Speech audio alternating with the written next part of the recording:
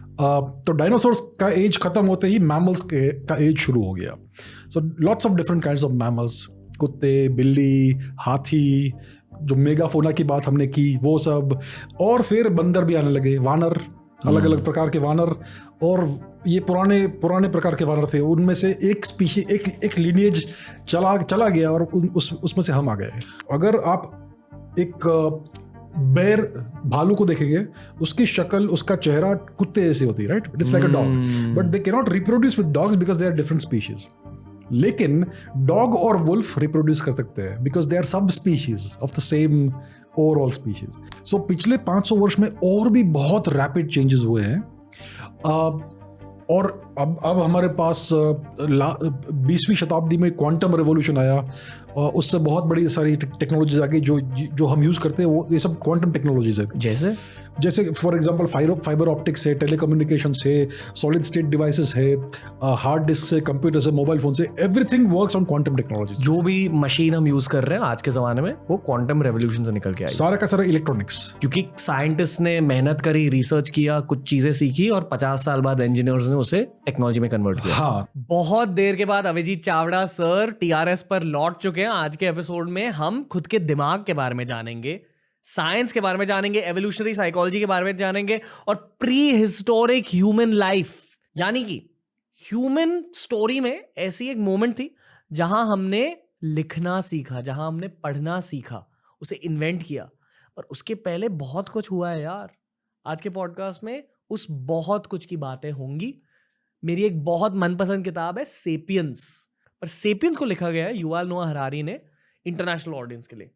आज देसी ऑडियंस के लिए एक मजेदार एवोल्यूशनरी साइकोलॉजी और prehistoric history centric podcast Abhijit Chawda के साथ एंजॉय कीजिए दोस्तों. टीआरएस को सपोर्ट करते रहिए और बस बैठिए, सुनिए, जानिए, सीखिए और इवॉल्व करते रहिए. Ranveer Ahluwalia x Abhijit Chavda has returned, Hindi में बेबी. चलो.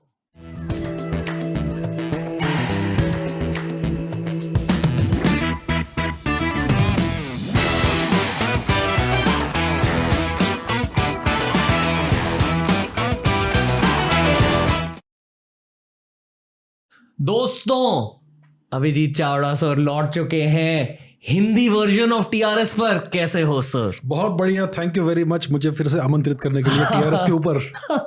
कैसा लगता है आपको जब आप हिंदी पॉडकास्ट रिकॉर्ड करते हो? मुझे थोड़ा समय लगता है हिंदी में स्विच होने के लिए मेंटली, लेकिन मेरी हिंदी वैसे इतनी बुरी नहीं है. ओके. हिंदी पॉडकास्ट को बहुत ज्यादा व्यूज मिलते हैं. अच्छा. क्योंकि बहुत ज्यादा डिमांड है हिंदी कॉन्वर्सेशंस की. 5 साल पहले जब मैंने हिंदी चैनल की शुरुआत की थी तब हमें काफी ज्यादा बेसिक लेवल पर आकर चीजें समझानी थी. That was the standard. फिर जब पॉडकास्ट की शुरुआत करी हमने थोड़े इंटेलेक्चुअल कॉन्वर्सेशन स्टार्ट किए और मेरे अकॉर्डिंग अब हिंदी ऑडियंस इंग्लिश ऑडियंस से ज्यादा दूर जा चुकी है. अच्छा. आप ये मानते हो? जी बिल्कुल. कि भारत बदल रहा है. भारत बहुत बदल रहा है, बहुत जल्दी बदल रहा है. और बेस्ट चीज ये है कि सिर्फ कॉलेज स्टूडेंट्स और टीनेजर्स नहीं कंज्यूम कर रहे Hindi podcast. Basically aunty uncle लोग भी कंज्यूम कर रहे हैं. वो भी सीख रहे हैं. उनकी स्टूडेंट मेंटालिटी फिर से ऑन हो चुकी है. आज मैंने ये प्लान किया था कि हम हिस्ट्री ऑफ मैनकाइंड के बारे में बात करेंगे. इंसानों की हिस्ट्री क्या है, आप क्यों पर्टिकुलर तरीके से सोचते हो, आपके थॉट्स ऐसे क्यों हैं, ये जानने के लिए, सच जानने के लिए आप या तो युval नोआ हरारी की किताब पढ़ सकते हो. This is one my favourite books, sapiens. या तो ये वाला पॉडकास्ट देख सकते हो. ये बुक फेमस क्यों हुई है आपके अकॉर्डिंग? आई थिंक ये बहुत इन डेप्थ में जाती है about the entire human history. शुरुआत से, आरंभ से, जब ह्यूमन स्पीशीज का जो प्रारंभ हुआ 3-4 लाख वर्ष पहले आज से, तब से लेकर आज तक आई थिंक पूरा का पूरा हिस्ट्री इसने एक कम्पैक्ट फॉर्म में दिया है. आई थिंक इसके लिए ये बहुत ही प्रभावशाली बुक है. हम आज महाभारत रामायण के बारे में भी बात करेंगे. पर ये दोनों युद्ध या कहानियां ह्यूमन स्टोरी के बहुत रीसेंट हिस्से में हुई है. बहुत रीसेंट, यस. अगर आप पहले मानव को स्टडी करोगे, जो शायद मनु है, इसको क्या पता, अगर आप पहले मानव को स्टडी करोगे तो ये करीब 3 लाख साल पुरानी स्टोरी है. और कहते हैं कि महाभारत सिर्फ 5000 साल पुरानी कहानी है. मैं ये मानता हूँ कि महाभारत असल में हुई. आई एम श्योर आप भी यही मानते हैं. But it's present -5000 years. खुद के दिमाग में पहले एक टाइमलाइन ड्रॉ कीजिए, प्रेजेंट -5,000 ईयर्स और कंपेयर टू प्रेजेंट -3 लाख साल। मतलब कितनी सारी स्टोरीज, कितने सारे महाभारत खत्म हो चुके हैं। आप कुछ कहना चाहोगे इस टाइमलाइन के बारे में? पहले जी, ये टाइमलाइन हमें पूरे कंटेक्स्ट में देखनी पड़ेगी कि ताकि हम समझे कि हमारा हिस्ट्री कितना पुराना है। वैसे हमारे पूर्वज तो लाखों वर्ष से आ रहे हैं, 3 लाख तो वर्ष से होमो सेपियंस स्पीशीज का प्रेजेंस है इस पृथ्वी के ऊपर। फॉर एग्जांपल अगर आप आर्कियोलॉजिकल रिकॉर्ड देखेंगे तो सबसे ओल्डेस्ट जो एविडेंस है होमो सेपियंस का वो नॉर्थ अफ्रीका में, आई थिंक अल्जीरिया या मोरक्को में एक जगह है जेबल इरहूद नाम की, वहाँ पर सबसे पुराना जो एविडेंस है होमो सेपियंस का वो मिला है। मॉडर्न ह्यूमन बीइंग्स, मॉडर्न होमो सेपियंस का जो फॉसिल्स मिला है। सो बेस्ड ऑन ये जो एविडेंस है, जो अपना हार्ड आर्कियोलॉजिकल एविडेंस है, उसके हिसाब से हम कह सकते हैं कि हमारा स्पीशीज 3 लाख साल पुराना है। उसके पहले उससे भी पुराने मनुष्य के फॉर्म्स थे, जैसे कि होमो हैबिलिस था, होमो हाइडेलबर्गिसिस था, होमो इरेक्टस था, और भी बहुत सारे थे। सो इवोल्यूशन तो चलता आ रहा है जब से पृथ्वी के ऊपर जीवन का उत्पन्न हुआ है 3.77 बिलियन ईयर्स अगो, तब से हमारे पूर्वज इस पृथ्वी पर रहे हैं। लेकिन एज ह्यूमन बींग्स, एज होमो सेपियंस, हमारा हिस्ट्री लगभग 3 लाख साल पुराना है। और उसको अगर हम जनरेशंस में कन्वर्ट करेंगे, एक generation is about 25 years, 1 human generation. तो 100 साल में 4 जनरेशन होते हैं। 1 लाख साल में कितने जनरेशन आएंगे? 100 साल में 4, 1000 वर्ष में 40, 1 लाख साल में 4000 शायद, I think 4000 generations. So I think about 12,000 generations पुराना है होमो सेपियंस का स्पीशीज, अगर ये कैलकुलेशन करेंगे हम तो that tells you a certain perspective. मैंने एक मीम देखा था कल, हाँ, जहाँ किसी ने कहा कि अगर आप खुद के चेहरे को स्कैन करोगे 1 मिनट के लिए, ये सोचो कि आपके कितने माता पिता है। आप बोलो 12,000 जनरेशंस। हाँ, कैन यू इमेजिन कि आपके कुछ 10,000 12,000 पूर्वज हैं जिनके चेहरों को कंबाइन करके आपका चेहरा फॉर्म हुआ है। जी, मतलब आपके ग्रैंड पेरेंट्स कितने हैं? 4। आपके नाना नानी दादा दादी, उनके माता पिता कितने हैं? 8। उनके माता पिता कितने हैं? 16। और अगर आप रिवाइंड करते रहे एक्सपोनेंशियली बढ़ता जाएगा। तो 10,000 12,000 लव स्टोरीज है पीछे जिसकी वजह से आप फॉर्म हुए हो। अब मैं आपसे ये पूछना चाहूंगा कि ये सब जानना आम जनता के लिए क्यों जरूरी है? अगर हम जानेंगे नहीं कि हम कहाँ से आए, तो हम अपने आप को अच्छे से जान नहीं पाएंगे। और इतिहास जो है वो साइक्लिकल होता है, वो साइकिल्स में चलता है। मतलब जो चीज़ें पहले हो चुकी है वो बार बार होती रहती है। वही जो इतिहास का जो समय का जो व्हील है, जैसे महाभारत सीरियल में दिखाया था ना, मैं समय हूँ, उसका एक चक्र घूमता रहता है। तो वो चक्र समय का चक्र है, और इतिहास भी एक साइक्लिकल तरीके से प्रोग्रेस होता है। तो अगर हम अपने इतिहास को अच्छे से समझेंगे तो हम एक्चुअली फ्यूचर को भी प्रेडिक्ट कर पाएंगे, और आज हम इस परिस्थिति में क्यों है वो भी समझ पाएंगे अच्छे से। एक और क्यूट डिटेल ये है कि जिस तरह से हमारे पूर्वज होमो इरेक्टस और निएंडरथल्स ये सब है, उसी तरह जानवरों के भी पूर्वज होते हैं। झट से उन जानवरों के पूर्वज के बारे में आप कुछ कहना चाहोगे क्या? हाँ। मेगाफोना का मतलब क्या है? मेगाफोना मतलब बहुत ही बड़े बड़े जानवर जो आज नहीं है, एक्सटिंक्ट हो गए। लेकिन फॉर एग्जांपल कुछ एक ज़माने में कुछ 10, 12, 15, 20 हज़ार वर्ष पहले बड़े बड़े हाथी थे, मैमथ्स नाम के, और बहुत बड़े बीवर्स थे जो 10-12 फुट टॉल थे, और बहुत बड़े सांप भी हुआ करते थे। एक जाइगेंटोबोआ ऐसा कुछ तो नाम था शायद उसका। तो कुछ 1000 वर्ष पहले बड़े बड़े जानवर हुआ करते थे पृथ्वी पर। फिर फॉर वॉट एवर रीजन वो एक्सटिंक्ट हो गए। तो ये है megafauna, very large species of animals. Dinosaurs के बाद मतलब डायनासोर्स कहते हैं कि एक एस्ट्रॉइड की वजह से उनका नाश हो गया। एस्ट्रॉइड अभी I hope most of the, आप समझो एस्ट्रॉइड क्या होता है?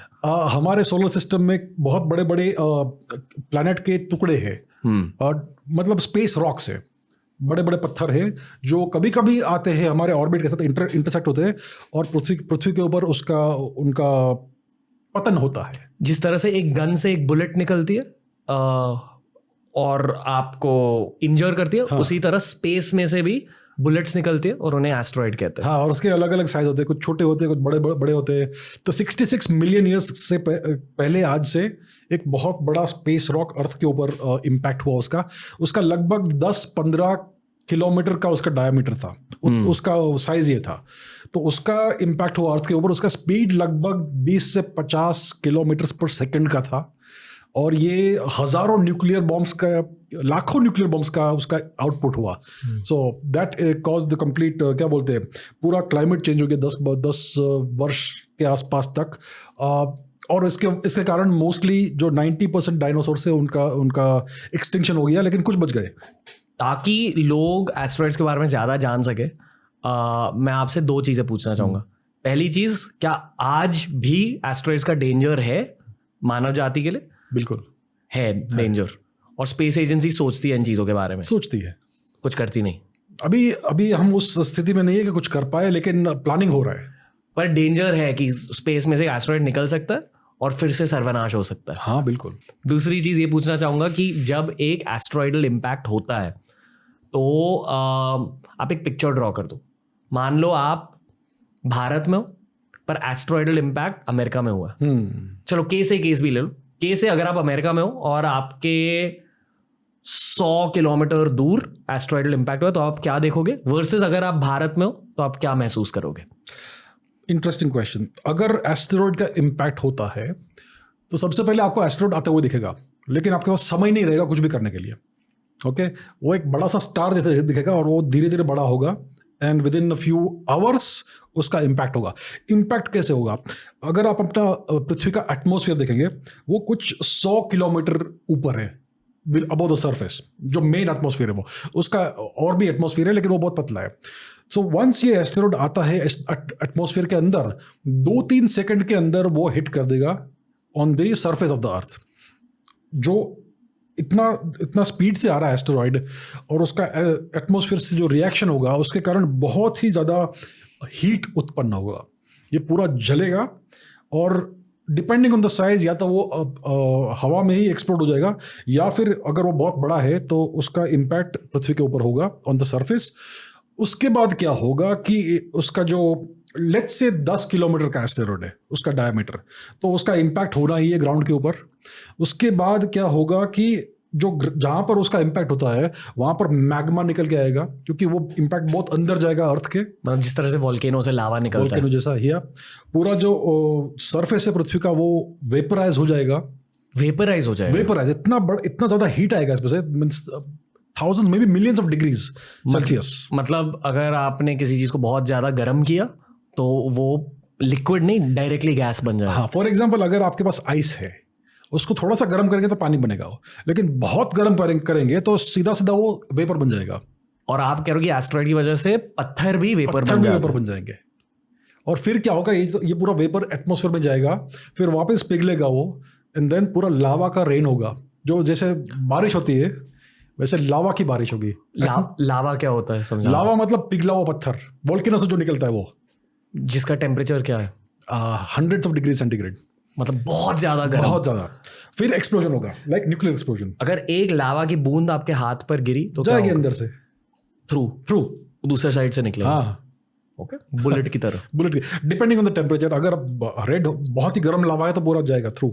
ओके, आपकी मौत कैसे होगी इस स्थिति में? मौत तो आपको समझेगा भी नहीं। सबसे पहले क्या होगा कि एक्सप्लोजन होगा, boom, like a nuclear explosion.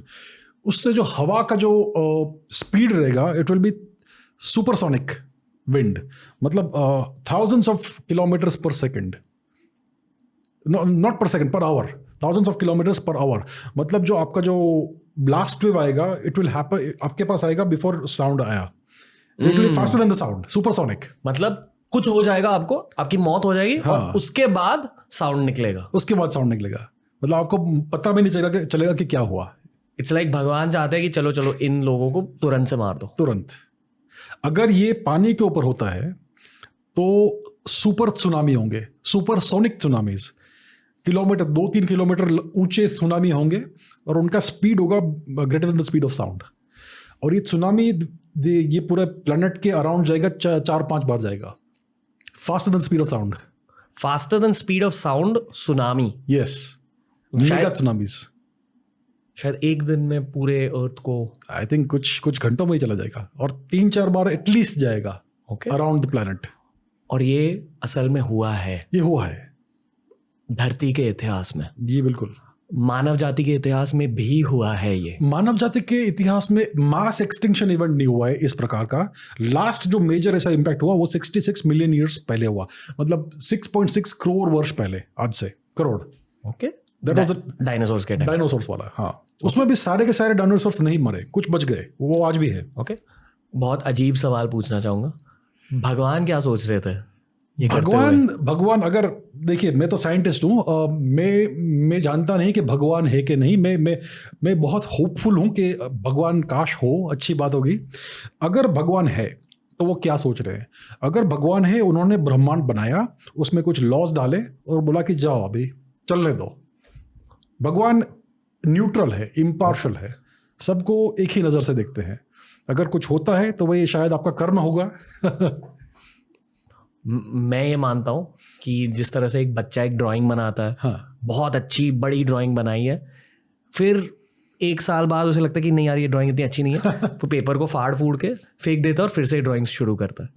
तो डायनासोर्स के मरने के बाद क्या हुआ और धरती पे जिंदा क्या बचा? क्योंकि इस तरह के डिस्ट्रक्शन की वजह से बहुत सारी चीज़ों की मौत हो चुकी होगी। शायद बहुत सारे प्लांट्स भी हुए होंगे जो टोटली एक्सटिंक्ट हो गए उस इवेंट की वजह से। आप ये मानते हो? बिल्कुल। डायनासोर्स के अलावा उस वक्त किस तरह के जानवर थे? हाँ, ये बहुत इंटरेस्टिंग क्वेश्चन है। उस समय बहुत अलग अलग प्रकार के डायनासोर्स थे। आई थिंक मोस्टली सारे मर गए। उसके उपरांत कुछ छोटे छोटे चूहे जैसे एनिमल्स थे जो मैमल्स थे, वो हमारे पूर्वज थे, छोटे से। ओके, वो थे। और फिर ओशंस में, समुद्र में बहुत प्रकार के एक्वाटिक डायनासोर्स थे, वो भी मर गए। और फिश भी थे जो उनके डिसेंडेंट्स आज जीवित है। और बहुत सारे प्लांट्स थे अलग अलग प्रकार के। समुंदर के डायनासोर्स कैसे मरे पर? हाँ, ये अच्छा प्रश्न पूछा आपने। क्या हुआ, देखिए, जो इम्पैक्ट हुआ उसके बाद बहुत सारा डस्ट और सॉइल ये सब एटमॉस्फेयर में चला गया, बहुत सारा स्मोक चला गया सब कुछ जलने से। तो कुछ 10 वर्ष के आसपास तक पूरा का पूरा एटमॉस्फेयर डार्क था, पूरा क्लाउडेड था, बिल्कुल भी सनलाइट सरफेस के ऊपर नहीं आई। अगर सनलाइट सरफेस के ऊपर नहीं आती है तो सारे प्लांट्स मर जाएंगे, क्योंकि प्लांट्स को जीने के लिए लाइट चाहिए, फोटोसिंथेसिस। अगर प्लांट्स मर जाएंगे तो सारे हर्बीवोरस एनिमल्स मर जाएंगे। अगर हर्बीवोरस एनिमल्स मर जाएंगे तो सारे कार्निवोरस एनिमल्स मर जाएंगे, एक्सेप्ट कि जो छोटे छोटे हैं जो कैसे भी करके बच गए। फिर पानी में क्या होता है कि पानी में बहुत पॉइजनिंग हो जाएगा, क्योंकि ये सब सल्फ्यूरिक एसिड वाला रेन गिरेगा और शायद एनॉक्सिया भी हो जाएगा। एनॉक्सिया मतलब lack of oxygen in the water, क्योंकि ऑक्सीजन अगर पानी में नहीं है तो फिश भी मर जाएंगे, मछलियाँ भी मर जाएगी। अगर मछलियाँ मर गई तो उनको खाने वाले जो डायनासोर्स थे, एक्वाटिक डायनासोर्स, वो भी मर जाएंगे। तो इस प्रकार से पूरा एक क्या बोलते हैं डोमिनो इफेक्ट हो गया और मे बी 90-95% ऑफ स्पीशीज मर गए। कुछ बच गए जो बहुत ही हार्डी थी और छोटे थे। अगर आप छोटे हो तो आप थोड़ा कम खा के भी अगर आप सर्वाइव कर पाएंगे। तो ये हुआ उस समय। ओके, और फिर से धरती की स्टोरी शुरू हुई। फिर से धरती की स्टोरी शुरू हुई। न्यूक्लियर विंटर खत्म हो गया, पूरा जो डार्कनेस था वो चला गया कुछ वर्षों में। फिर वापस से जीवन का उत्पन्न होना शुरू हुआ फिर से। ओके, भगवान ने फिर से एक ड्राइंग स्टार्ट करी।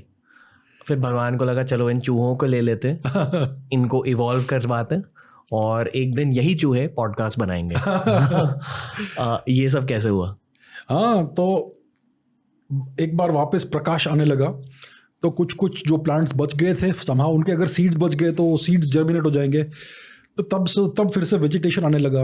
और फिर ये जो छोटे चूहे टाइप के एनिमल्स थे और कुछ छोटे छोटे डायनासोर्स जो बच गए थे, उनका इवोल्यूशनरी प्रोसेस फिर से शुरू हो गया। और फिर अलग अलग नए नए स्पीशीज आए और इवॉल्व होते गए। डायनासोर्स जो बच गए वो पक्षी बन गए। आज जो पक्षी है, बर्ड्स, वो सब डायनासोर्स ही है। और टीरेक्स के भी फेदर्स थे मोस्टली सारे के सारे डायनासोर्स के फेदर्स हुआ करते थे। मतलब जो आज के बर्ड्स है वो डायनासोर्स ही है, उनके डिसेंडेंट्स है।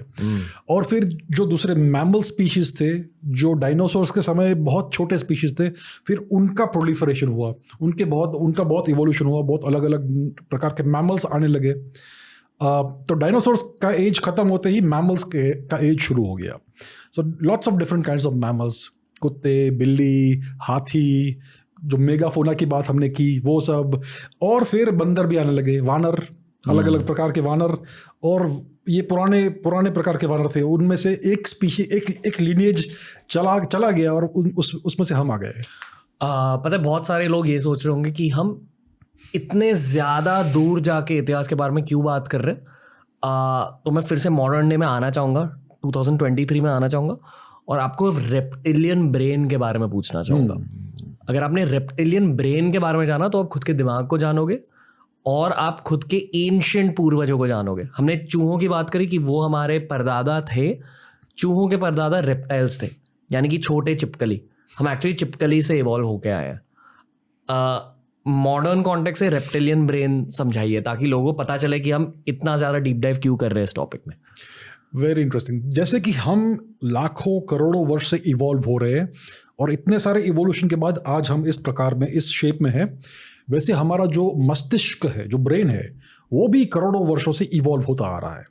आज अगर हम ह्यूमन ब्रेन को देखेंगे, मनुष्य के ब्रेन को, तो उसका बहुत बड़ा एक्सटर्नल जो ग्रे मैटर है, उसके अलग अलग लेयर्स है ब्रेन के.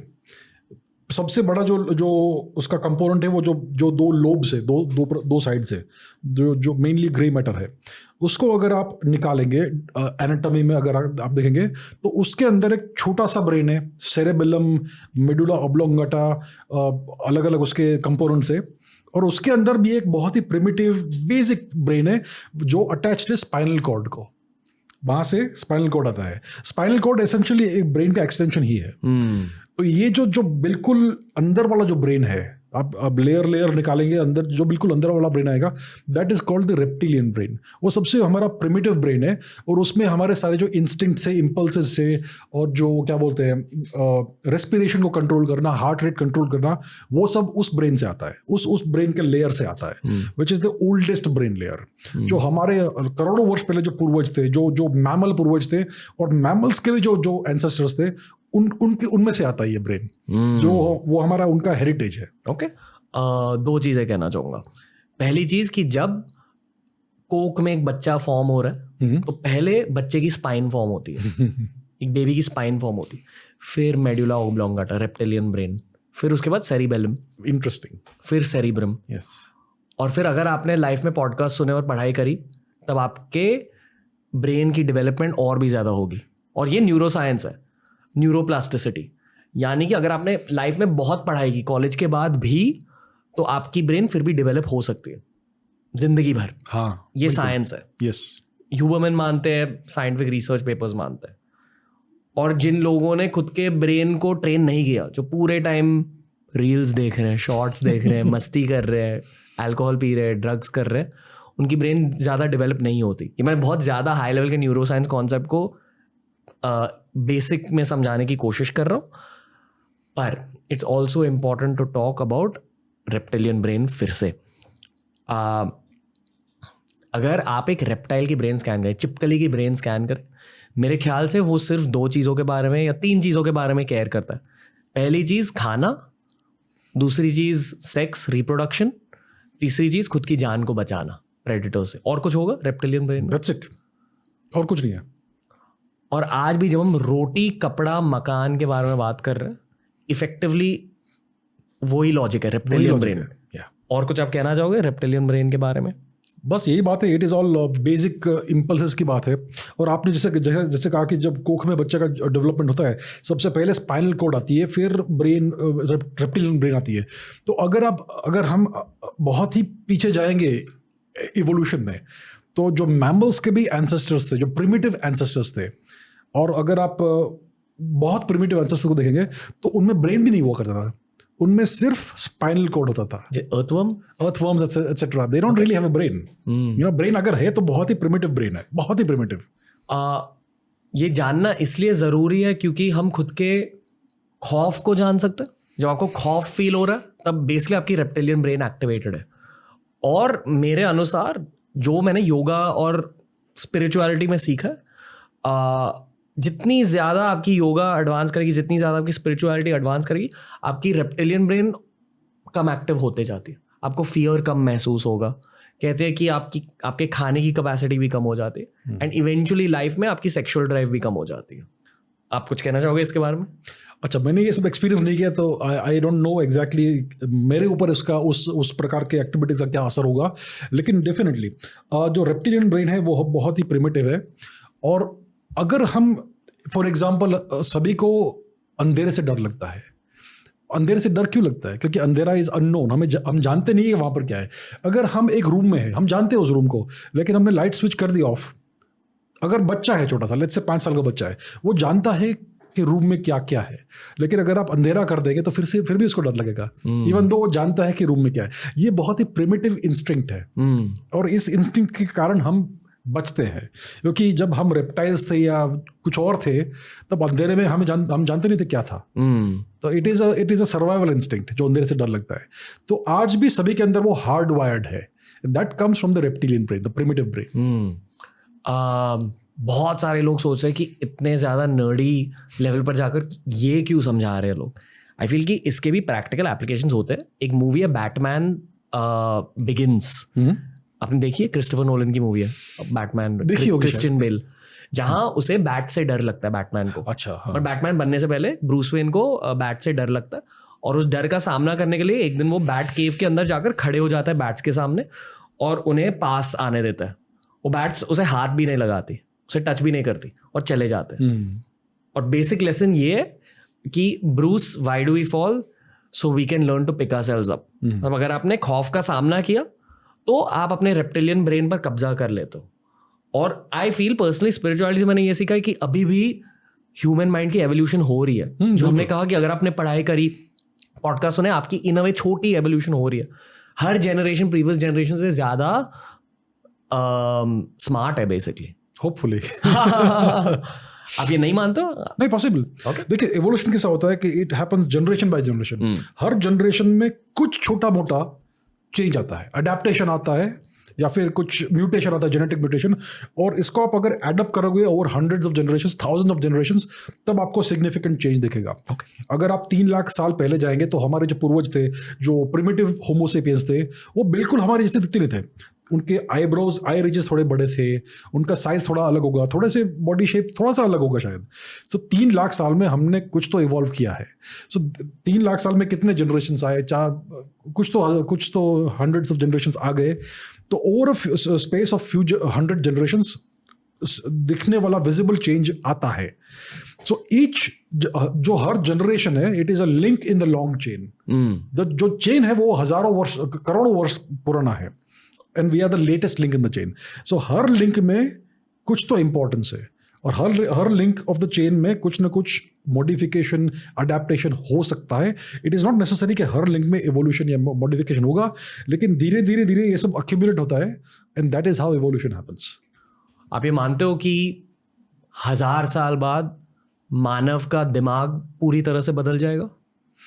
मैं नहीं मानता कि पूरी तरह से बदल जाएगा, लेकिन 1000 वर्ष में कुछ तो चेंज आएगा।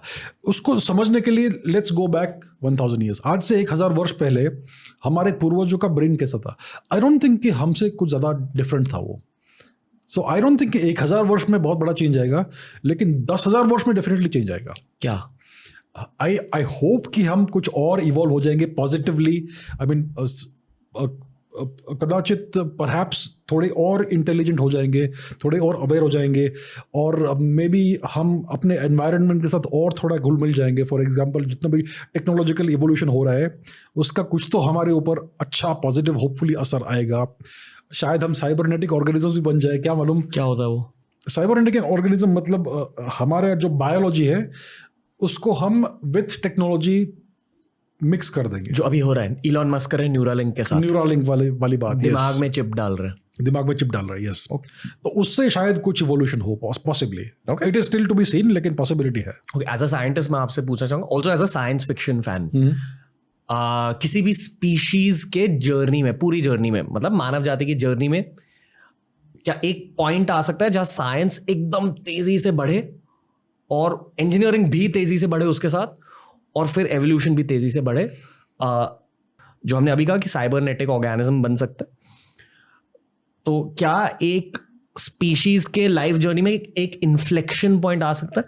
पहले आपसे ये पूछूंगी, इन्फ्लेक्शन पॉइंट समझाइए क्या होता है, फिर आप ये सवाल आंसर कर सकते हो। इन्फ्लेक्शन पॉइंट जनरल टर्मिनोलॉजी में ये होता है कि सडन चेंज आता है, sudden change, complete different new trajectory. तो अगर हम अपने प्लैनेट का पूरा इतिहास देखेंगे तो हमने ऐसा कभी देखा नहीं आज तक कि किसी भी स्पीशीज में इतना बड़ा अचानक से इन्फ्लेक्शन पॉइंट आता है और उसका इवोल्यूशन अलग से अचानक से चेंज होने लगता है। ऐसा अभी तक हमने देखा नहीं है। I think we may be the first species जो मनुष्य जाति है, मानव जाति है, ये मोस्ट लाइकली पहली स्पीशीज है इस प्लैनेट के ऊपर जिसने इतना बड़ा एडवांसेस किया है इतने छोटे समय में। फॉर एग्जाम्पल पिछले 10,000 वर्ष में हमारे वे ऑफ लाइफ में बहुत बड़े बड़े चेंजेस आए हैं। सबसे पहले एग्रीकल्चर का इवोल्यूशन हुआ।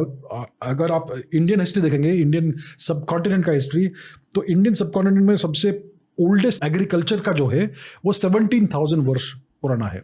सो agriculture was invented about 17,000 years आज से पहले, और उसके बाद पूरा हमारा लाइफ स्टाइल चेंज हो गया क्योंकि हम सेटल हो गए, क्योंकि हमें एक जगह पर सब खाना मिलने लगा, पहले मिलता नहीं था। उसके लिए we had to keep moving, nomadic lifestyle था पहले हमारा।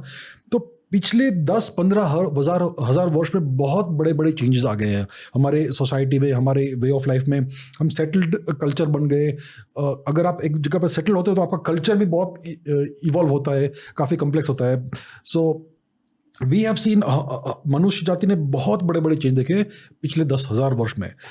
ऐसा मुझे नहीं लगता किसी और स्पीशीज ने इतने बड़े चेंज देखे हैं। और अगर आप पिछले 500 वर्ष की बात करेंगे तो इंडस्ट्रियल रिवोल्यूशन आ गया। इंडस्ट्रियल रिवोल्यूशन से पूरा का पूरा, और जो European colonization of the world है वो भी हुआ पूरा। सो पिछले 500 वर्ष में और भी बहुत रैपिड चेंजेस हुए हैं। और अब हमारे पास 20वीं शताब्दी में क्वांटम रेवोल्यूशन आया, और उससे बहुत बड़ी सारी टेक्नोलॉजीज आ गई जो हम यूज़ करते हैं, वो ये सब क्वांटम टेक्नोलॉजीज है। जैसे फॉर एग्जांपल फाइबर ऑप्टिक्स है, टेलीकम्युनिकेशन से, सॉलिड स्टेट डिवाइसेस है, हार्ड डिस्क से, कंप्यूटर से, मोबाइल फोन से, everything works on quantum technology. जो भी मशीन हम यूज कर रहे हैं आज के ज़माने में वो क्वांटम रेवोल्यूशन से निकल के आई। सारा का सारा इलेक्ट्रॉनिक्स, क्योंकि साइंटिस्ट ने मेहनत करी, रिसर्च किया, कुछ चीज़ें सीखी, और 50 साल बाद इंजीनियर्स ने उसे टेक्नोलॉजी में कन्वर्ट किया। हाँ, तो आज हम जितनी भी टेक्नोलॉजी का यूज कर रहे हैं, most of it is based on quantum mechanics, quantum field theory and general relativity. GPS is all about general relativity. तो ये जो बहुत बड़े चेंजेस आए पिछले 100 वर्ष में, it's mainly because of the quantum revolution. Okay, और अब हमारे पास एआई का रेवोल्यूशन लगभग आ चुका है। अब हम जानते नहीं क्या चेंजेस आएंगे इसके कारण, लेकिन बहुत बड़े बड़े चेंजेस आने वाले हैं। तो हमारा लाइफस्टाइल बदलने वाला है, लेकिन हम बायोलॉजिकली और इवोल्यूशनरी पर्सपेक्टिव से कितने चेंज होंगे ये अभी हम कह नहीं सकते। आई डोंट थिंक कि हम मोलिकुलर और जेनेटिक लेवल पर इतने जल्दी चेंज होंगे।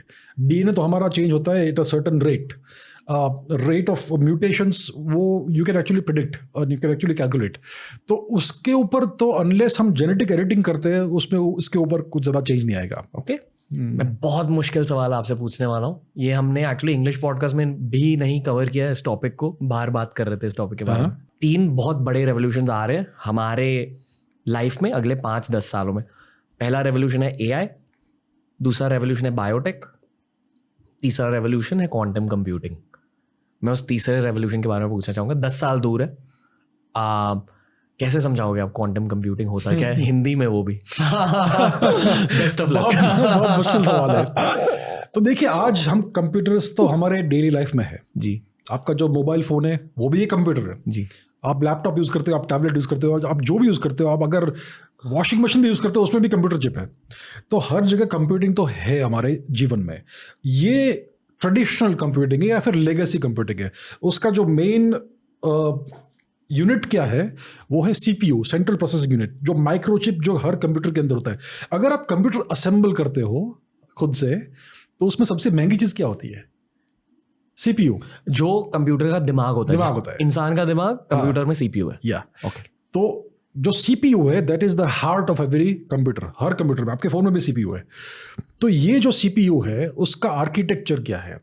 इट इज बेस्ड ऑन एक सिलिकॉन का वेफर लेंगे आप, उसके ऊपर बहुत छोटे छोटे सर्किट्स बनाएंगे और ये सर्किट्स के ऊपर सारा लॉजिकल प्रोसेसिंग ये सब होता है। मेमोरी का अलग से मॉड्यूल है, रैम का आपको चिप लगाना है।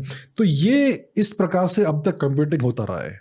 It is all based on silicon wafer, क्या बोलते हैं, VLS, very large scale integration, जो 2 डायमेंशनल होता है, अभी 3 डायमेंशनल भी शायद होगा। ये ट्रेडिशनल कंप्यूटिंग है। अब क्वांटम कंप्यूटिंग क्या है? Quantum computing will be computing जो एटॉमिक और सब एटॉमिक लेवल पे हम करेंगे, मतलब एटम्स के थ्रू हम कंप्यूटिंग करेंगे। और ये बहुत ही नया टेक्नोलॉजी है। उसके लिए आपको बहुत ही लो टेम्परेचर चाहिए सबसे पहले, ताकि आप एटम्स, देखिए अगर आप नॉर्मल रूम टेम्परेचर पे एटम्स रखेंगे तो उनका एक थर्मल मोशन होता है, थर्मली वो वाइब्रेट करते रहते हैं। मतलब जो हमारे आसपास गर्मी है, हाँ, एटम्स को भी स्टिमुलेट कर देगा, हाँ, एटम्स नाचने लगते हैं। ओके, हमारे आसपास जो हवा है वो हवा क्यों बहती है? क्योंकि वो गर्म है, उसमें हॉट और कोल्ड रीजन है। तो अगर आपको एटम्स को पूरी तरह से कंट्रोल करना है तो सबसे पहले आपको बहुत ही ठंडा एक रीजन चाहिए, आपको बहुत ही लो टेम्परेचर चाहिए। उसके बाद आपको हर एक एटम को ट्रैक करना है, उसको सुपरपोजिशन में डालना है, क्वांटम सुपरपोजिशन में, और फिर उन सुपरपोजिशन के ऊपर आपको क्वांटम एल्गोरिथम्स रन करने हैं। बहुत ही कॉम्प्लिकेटेड चीज़ है। अगर आप ये कर पाएंगे तो आपका जो प्रोसेसिंग कैपेबिलिटी है वो बहुत, for certain problems it will exceed जो आपका जो रेगुलर कंप्यूटर, जो आपका जो स्टैंडर्ड कंप्यूटर है उसका जो पावर है उससे बहुत गुना एक्सीड हो जाएगा। किस लिए? क्योंकि quantum computers actually parallel universe में ऑपरेट करते हैं। एक मिनट, मुझे ये थोड़े बेसिक लेवल में आकर हल्के से समझाना पड़ेगा। अगर मैंने किसी से पूछा कि 3x3 क्या होता है तो लोग तुरंत कहेंगे 9। 3 × 9 27, ठीक है। 9 × 9 81। अभी 17 × 13 बोलो। कुछ लोगों ने कहा जवाब, कुछ लोगों ने जवाब दिया, कुछ लोगों ने नहीं दिया। अभी 361 × 197 बोलो, आपकी लिमिट सडनली हिट हो गई। अभी 10,120 × 3 मिलियन बताओ, या 3.785 मिलियन बताओ, आपकी लिमिट तक आप पहुंच गए। उसी तरह आज के ज़माने में कंप्यूटर्स की लिमिट होती है, क्वांटम कंप्यूटिंग में ऑलमोस्ट कोई लिमिट नहीं होती। इसका ये मतलब है कि हम बेसिकली कंप्यूटर के अंदर यूनिवर्सेस बना सकेंगे, हम बायोलॉजी को सिमुलेट कर पाएंगे। इन अ वे अगर हमारे संसार में भगवान है तो हम बेसिकली भगवान के क्वांटम कंप्यूटर के अंदर ऑलरेडी जी रहे हैं। उसी तरह हम भी एक यूनिवर्स बना पाएंगे उस कंप्यूटर के अंदर, हम उस कंप्यूटर के भगवान बन जाएंगे, और ये 10 साल दूर है। अब ऑलरेडी क्वांटम कंप्यूटर्स बन चुके हैं, लेकिन अभी बहुत बड़े हैं और उनका लिमिटेशंस है। तो उन टेक्नोलॉजिकल लिमिटेशंस को हमें सरपास करना है और उनको मिनिएचराइज करना है ताकि डेली लाइफ में आ जाए क्वांटम कंप्यूटर्स। अगर ये होगा तो पूरी दुनिया रेवोल्यूशनाइज हो जाएगी। आप एज अ साइंटिस्ट ये कह रहे हो? हाँ, क्योंकि साइंस एक्सपेरिमेंट्स भी फिर आप कंप्यूटर के अंदर कर सकते हो। अंदर ही कर पाएंगे आप। यस, क्योंकि अभी आज के ज़माने में केमिकल एक्सपेरिमेंट, बायोलॉजिकल एक्सपेरिमेंट आप लैब में करते हो, असली बायोलॉजिकल मॉलिक्यूल्स के साथ, बायोलॉजिकल एटम्स के साथ। पर अगर कल जाके आप अपने कंप्यूटर में एग्जैक्टली उन एटम्स को सिमुलेट कर पाओगे, उन एटम्स पर कंट्रोल ला पाओगे, तो क्या क्या हो सकता है साइंस में, ये बताओ पहले। फॉर एग्जाम्पल फार्मास्यूटिकल इंडस्ट्री जो है, फार्माकोलॉजिकल इंडस्ट्री, उसमें क्या होता है कि हमें बहुत सारे टेस्ट करने पड़ते हैं। अगर आप किसी को ट्यूबरक्लोसिस हुआ है तो आजकल बहुत ही मेडिसिन रेजिस्टेंट स्ट्रेन्स आ रहे हैं ट्यूबरक्लोसिस बैसिलस के, जो उसका जो बैक्टीरिया है उसका, मतलब दवाइयाँ काम नहीं करती है। MDR tuberculosis, multiple drug resistant tuberculosis, XDR extensively drug resistant tuberculosis. तो उसके लिए फिर हमें नई दवाइयाँ ढूंढनी पड़ेगी जो उनके ऊपर असर करेगी। तो ये दवाइयाँ क्या है? दीज आर केमिकल कंपाउंड्स है, जिसे हम कहते हैं एंटीबायोटिक्स। तो we need to discover new antibiotics जो आज हमारे पास नहीं है। उसको हम डिस्कवर कैसे करेंगे? ट्रेडिशनली ट्रायल एंड एरर से हम डिस्कवर करते थे। मतलब आपने एक्सपेरिमेंट करी, कुछ एक्सपेरिमेंट्स काम कर गई, कुछ ने काम बिल्कुल नहीं किया। आपने 2000 एक्सपेरिमेंट किए, उसमें से 1 या 2 कामयाब हो सकती है, और उसमें से 1 या 2 में से कोविड निकल के आ गया। कदाचित पॉसिबली। बोलिए सर। तो इस ट्रायल एंड एरर के प्रोसेस से हम आज तक दवाइयाँ और एंटीबायोटिक्स को डिस्कवर करते थे। पेनिसिलिन का डिस्कवरी ऐसे ही हुआ, बिल्कुल एक्सीडेंटल डिस्कवरी था, फिर ऐसे करते आए। तो अब क्या हम कर सकते हैं कि हम अगर AI और क्वांटम कंप्यूटिंग को अगर मर्ज करेंगे, सॉफ्टवेयर और हार्डवेयर को, तो ये जो प्रोसेस है ड्रग डिस्कवरी का, उसको हम विद इन सेकेंड्स कर पाएंगे विथ सफिशिएंट प्रोसेसिंग पावर। क्योंकि AI क्या करेगा कि it will create parallel tracks आपका जो क्वांटम कंप्यूटर है वो क्या करेगा, पैरेलल यूनिवर्सेस बनाएगा या फिर पैरेलल इंस्टेंसेस बनाएगा उसी ड्रग उसी बैक्टीरिया के, और अलग अलग permutations and combinations of chemical compounds उसके ऊपर ट्राई करेगा और देखेगा इन रियल टाइम के उसके ऊपर उसका असर क्या होता है, और उस टाइम को भी स्पीड अप कर सकते हैं। टिपिकली 1 सप्ताह लगेगा आपको देखने के लिए, या फिर 48 आवर्स लगेंगे आपको देखने के लिए कि ये जो कंपाउंड आपने यूज़ किया है वो इफेक्टिव है कि नहीं। अगर आप उसको सिमुलेट करेंगे इनसाइड अ क्वांटम कंप्यूटर, आपको 1 सेकंड में मालूम पड़ जाएगा, because we can speed up the time. जितना मजा आ रहा है कि हम ये वाली कॉन्वर्सेशन हिंदी में कर रहे हैं। इतने सारे भारतीय लोग इन चीज़ों के बारे में सीख रहे हैं। हाँ। इसकी वजह से इस तरह का कंटेंट इंग्लिश में भी अवेलेबल नहीं है। इस तरह का कंटेंट अगर आपको चाहिए, आपको लेक्स फ्रीडमैन का पॉडकास्ट सुनना होगा हाई लेवल इंग्लिश में, या जो रोगन का पॉडकास्ट सुनना होगा। बहुत मजा आ रहा है, love podcasting because of this. पर back to the topic, parallelly AI भी डेवलप हो रहा है। यस, उस क्वांटम कंप्यूटर के अंदर भी एक एआई बॉट होगा जो आपके लिए ये सब काम करेगा। बिल्कुल। फिर पैरेलली बायोटेक भी डेवलप हो रही है। बायोटेक होगा, यस। शायद बायोटेक एडवांसमेंट्स की वजह से 50 सालों में हम इमॉर्टल हो जाएंगे। पॉसिबल एटलीस्ट हमारे लाइफ स्पैन तो बढ़ेंगे डेफिनेटली। मतलब एजिंग हम रिवर्स कर पाएंगे शायद से, क्रिस्पर टेक्नोलॉजी डेवलप होगी। बहुत घमंडी सवाल है, क्या मानव जाति अभी एक देव जाति बन रही है?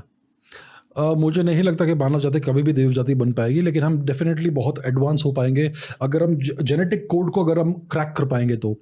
फॉर एग्जांपल, हमारा जो जीनोम है उसका एक सर्टेन साइज है, उसके बहुत सारे ये पूरा genetic code essentially computer code ही है जी। कंप्यूटर कोड हमारे डीएनए के अंदर इनकोडेड है। उसका अगर उसको पूरा देखेंगे पूरे जीनोम को, तो हम उसके 2 या 3 या 4% को समझते हैं। 95-96% हमारा जो जीनोम है उसको हम समझते ही नहीं है। उसका पर्पस क्या है, ये सारा जो कोड है उसका पर्पस क्या है, उसको हम कहते हैं dark matter of the DNA. जैसे यूनिवर्स में डार्क मैटर है 95%, वैसे हमारे डीएनए में भी 95% डार्क मैटर है, क्योंकि उसको समझ नहीं पा रहे, कुछ पता नहीं चल रहा है क्या बनती, क्या हो रहा है, क्या कर रहे हो, उसका पर्पस क्या है और वो करता क्या है वो हम जानते नहीं है। लेकिन नेचर इज पार्सिमोनियस, कुछ भी अननेसेसरी कोड नहीं होता है नेचर में। थ्रू इवोल्यूशन जितना भी अननेसेसरी कोड है, जेनेटिक कोड, वो निकल जाएगा ओवर हंड्रेड्स ऑफ जनरेशंस। तो ये अगर पूरा हमारा जो कोड है अगर है तो उसका कुछ ना कुछ तो पर्पस होगा। तो may be quantum computing and AI will help us crack the genetic code कि इसका पर्पस क्या है। ओके अगर हम क्रैक कर पाएंगे तो may be in the future हम अपने आप को इंप्रूव भी कर पाएंगे। पहली चीज हमें क्या करनी होगी, we will need to slow down the ageing process या halt the ageing process. Let's say आप 70 साल के हो, 70 ईयर्स के, तो at least find a way to halt the ageing process at 70। बाद में we will look into trying to reversing the ageing process to a certain extent. वो होगा कि नहीं मैं नहीं जानता, लेकिन पॉसिबिलिटी डेफिनेटली है अगर हम एआई और क्वांटम कंप्यूटिंग को मर्ज करेंगे और इसमें अप्लाई करेंगे। तो सबसे मेन बात क्या है कि हमारे जो डीएनए का जो क्रोमोसोम्स होते हैं उसके एंड्स पर 2 ये जो टीलोमियर्स नाम की चीज़ होती है, और जितना भी जो सेल रिप्रोडक्शन होता है, सेल डिवीजन एक्सेट्रा, उससे ओवर टाइम टीलोमियर्स का साइज कम होता जाता है। एंड इट इज़ बिलीव्ड कि टीलोमियर्स के शॉर्टनिंग से एजिंग होता है। तो दैट ये एक क्लू है, बहुत बड़ा क्लू। सो मे बी अगर उसको हम रोक पाएंगे तो एजिंग, तो ह्यूमन एज जो है, जो ह्यूमन मनुष्य की आयु है उसको हम बढ़ा पाएंगे मे बी, और हेल्दी तरीके से। पूरी दुनिया चेंज हो जाएगी। मतलब 20 साल बाद जो नया विराट कोहली होगा वो हमेशा के लिए खेलेगा। पॉसिबल, उसकी रिटायरमेंट नहीं होगी, या फिर जो विराट कोहली रिटायर हो गया होगा वो वापस आ जाएगा। Legends playing against, so prime Dhoni playing against prime Brett Lee, playing against prime Sachin playing against prime Jasprit Bumrah, कुछ भी हो सकता है, पॉसिबल। रियलिटी चेंज हो जाएगी। इसलिए मैं आपसे ये पूछना चाहूंगा कि क्या ये मानव जाति का इन्फ्लेक्शन पॉइंट है जहां बहुत कुछ साथ में होगा? और डेफिनेटली इन्फ्लेक्शन पॉइंट है। We are poised on a revolution, on the brink of a revolution. बहुत बड़ा रेवोल्यूशन आने वाला है, बहुत बड़ी क्रांति आने वाली है। हम इस क्रांति की शुरुआत फेज में हैं। बायोलॉजिकली मोस्ट लाइकली हम बहुत बदल जाएंगे नेक्स्ट 20-30-50 वर्ष में। तो डेफिनेटली बहुत बड़े एडवांसेस आ जाएंगे। जो मेन क्वेश्चन मेरे लिए है कि हम अपने माइंड के ऊपर क्या कर पाएंगे। फॉर एग्जाम्पल, जो ह्यूमन अगर आप ह्यूमन बॉडी का जो एजिंग प्रोसेस है उसको आप स्टॉप कर देंगे तो ब्रेन का जो डिटेरियोरेशन होता है विद एज वो भी स्टॉप हो जाएगा, वी अंडरस्टैंड। फिर उसके बाद मेमोरी के ऊपर क्या इफेक्ट आएगा? मैं ये क्यों पूछ रहा हूँ, क्योंकि हमारा जो ब्रेन है वो इस प्रकार से इवॉल्व हुआ है कि it will last 70, 80 may be 100 years, और उतना मेमोरी वो स्टोर कर पाएगा। अगर हम बायोलॉजिकली प्रोग्रेस करते हैं और ह्यूमन लाइफ स्पैन को 200 वर्ष का कर डालते हैं तो पुरानी मेमोरीज का क्या होगा? वो ओवरराइट हो जाएगी क्या? तो आप पूरे एक as a human being, as a व्यक्ति आप पूरे बदल जाएंगे क्या 200 वर्ष में? That is a big question. उससे डिमेंशिया होगा या इंसैनिटी हो सकता है या फिर अल्जाइमर, पार्किंसंस का कुछ या फिर कुछ नया निकलेगा उससे। ये सब पॉसिबिलिटीज है and this is something we have to keep in mind. ये टेक्नोलॉजी पहले अमीरों के पास नेचुरली होगी। नेचुरली ओके, मेरे अकॉर्डिंग अगर आप 200 सालों के लिए जिंदा होंगे, पहले आपको पैसे कमाने के ट्रिक्स सीखने चाहिए और बहुत ज़्यादा पैसा अक्यूमुलेट करना चाहिए, और फिर लाइफ के एक्सपीरियंसेस जैसे ट्रैवल, जैसे जो भी बाकी एक्सपीरियंस उन्हें हासिल करना चाहिए। हाँ। डू यू थिंक कि people will want to die? लोग मरना चाहेंगे? एक्चुअली मेरा इम्प्लीकेशन वही था कि अगर आप एज एन इंडिविजुअल, आपका पूरा कैरेक्टर, पर्सनालिटी बदल जाएगा, आपकी पुरानी मेमोरीज चली जाएगी, तो कुछ लोग शायद मर जाना चाहेंगे। It is a possibility. हर व्यक्ति अलग होता है। कुछ लोग कहेंगे क्यों नहीं जी, लेट्स लिव 200 साल 300 साल, लेकिन कुछ लोग के लिए वो जो पुराने जो मेमोरीज है वो अगर डिली हो जाएगी या फिर चली जाएगी तो उनका लाइफ का मीनिंग चला जाएगा। कोई भी टेक्नोलॉजी जब निकल के आती है तो बहुत महंगी होती है, इसलिए शायद सिर्फ बिलियनर्स मिलियनर्स अफोर्ड कर पाएंगे। हाँ, I think Yuval Noah Harari की एक और किताब है, वहाँ पढ़ी है, 21 lessons of the 21st century. उसमें कहा गया है कि अगर असल में ऐसी टेक्नोलॉजीज निकल के आ गई और बिलियनर्स ने इन टेक्नोलॉजीज को खरीदा, हाँ, तो फिर बिलियनर्स इफेक्टिवली सुपर ह्यूमंस बन जाएंगे, अवेंजर्स की तरफ, और मानव जाति 2 रेसेस में स्प्लिट हो जाएगी, एक अमीरों वाली रेस और दूसरी आम जनता वाली रेस। और आम जनता वाली रेस ना ही हेल्दी होगी, ना ही स्मार्ट होगी, ना ही इफेक्टिव होगी कोई भी चीज़ में as compare to the super humans. तो शायद मानव जाति का फ्यूचर सिर्फ बिलियनर्स और मिलियनर्स की फैमिलीज से बनेगा। पॉसिबल। मॉर्बिड थॉट है, मॉर्बिड थॉट है, लेकिन डेफिनेटली पॉसिबल है ये। अगर एक सबसेट ऑफ ह्यूमैनिटी के पास सारी टेक्नोलॉजी आ गई, सारा पावर आ गया, और वो अगर वो सुपर माइंड्स वाले चिल्ड्रन बनाने लगे, तो पूरा ह्यूमन स्पीशीज में डेफिनेटली, जैसे आपने कहा, बाइफर्केशन हो जाएगा। एक नॉवेल है पुराना, science fiction novel, it's called the time machine, I think H.G. Wells का है। उसमें जो हीरो है वो टाइम मशीन बनाता है और वो फ्यूचर में जाता है। तो फ्यूचर में उसको 2 ह्यूमन स्पीशीज दिखते हैं, मॉरलॉक्स एंड इलोय। मॉरलॉक्स इविल वाले हैं और इलोय अच्छे वाले हैं। So that seems to be the kind of thing जो पॉसिबली हो सकता है इन द फ्यूचर। अगर ये टेक्नोलॉजी कुछ ही लोग के पास रहेगी तो फिर वो अपने आप को इतना एम्पावर कर देंगे कि जो बाकी ह्यूमैनिटी है वो कभी उससे कैचअप नहीं कर पाएगी। ये पॉसिबिलिटी है। पैरेलली जब हम छोटे थे, हम श्योर जब आप भी छोटे थे, तब एक स्लोगन हुआ करता था, हम 2 हमारे 2। हाँ, कहा जाता था कि 2 बच्चों से ज़्यादा आपको प्रोड्यूस नहीं करने। आज दुनिया भर में वो स्लोगन चेंज हो चुका है। लोग कहते हैं कि ज़्यादा बच्चों को प्रोड्यूस करो अगर आप अफोर्ड कर सकते हो तो, क्योंकि ह्यूमन पॉपुलेशन कम हो रही है। हाँ। आप कुछ कहना चाहोगे इसके बारे में? ह्यूमन पॉपुलेशन डेफिनेटली आज एक हर जगह टोटल फर्टिलिटी रेट जो है, मोस्टली जितना भी हाई इनकम और मिडिल इनकम नेशंस है, वहाँ पर TFR, टोटल फर्टिलिटी रेट, कम हो रहा है। अगर आपको एक राष्ट्र का पॉपुलेशन सस्टेन करना है एट द सेम लेवल, आपका TFR 2.1 होना चाहिए। Means every woman of reproductive age should on average produce 2.1 children. ये होना चाहिए फॉर सस्टेनेबल पॉपुलेशन। अगर आपका TFR 2.1 से कम होता है तो over time, over the decades, आपका पॉपुलेशन कम होता जाएगा और पॉपुलेशन का एवरेज एज बढ़ता जाएगा। तो चाइना में बाय 2050 पॉपुलेशन डेफिनेटली कम होगा और एवरेज एज 58 होगा चाइना में। इमेजिन एक राष्ट्र का एवरेज व्यक्ति 58 ईयर्स ओल्ड है, पूरा वाइटलिटी चला जाता है उस राष्ट्र का।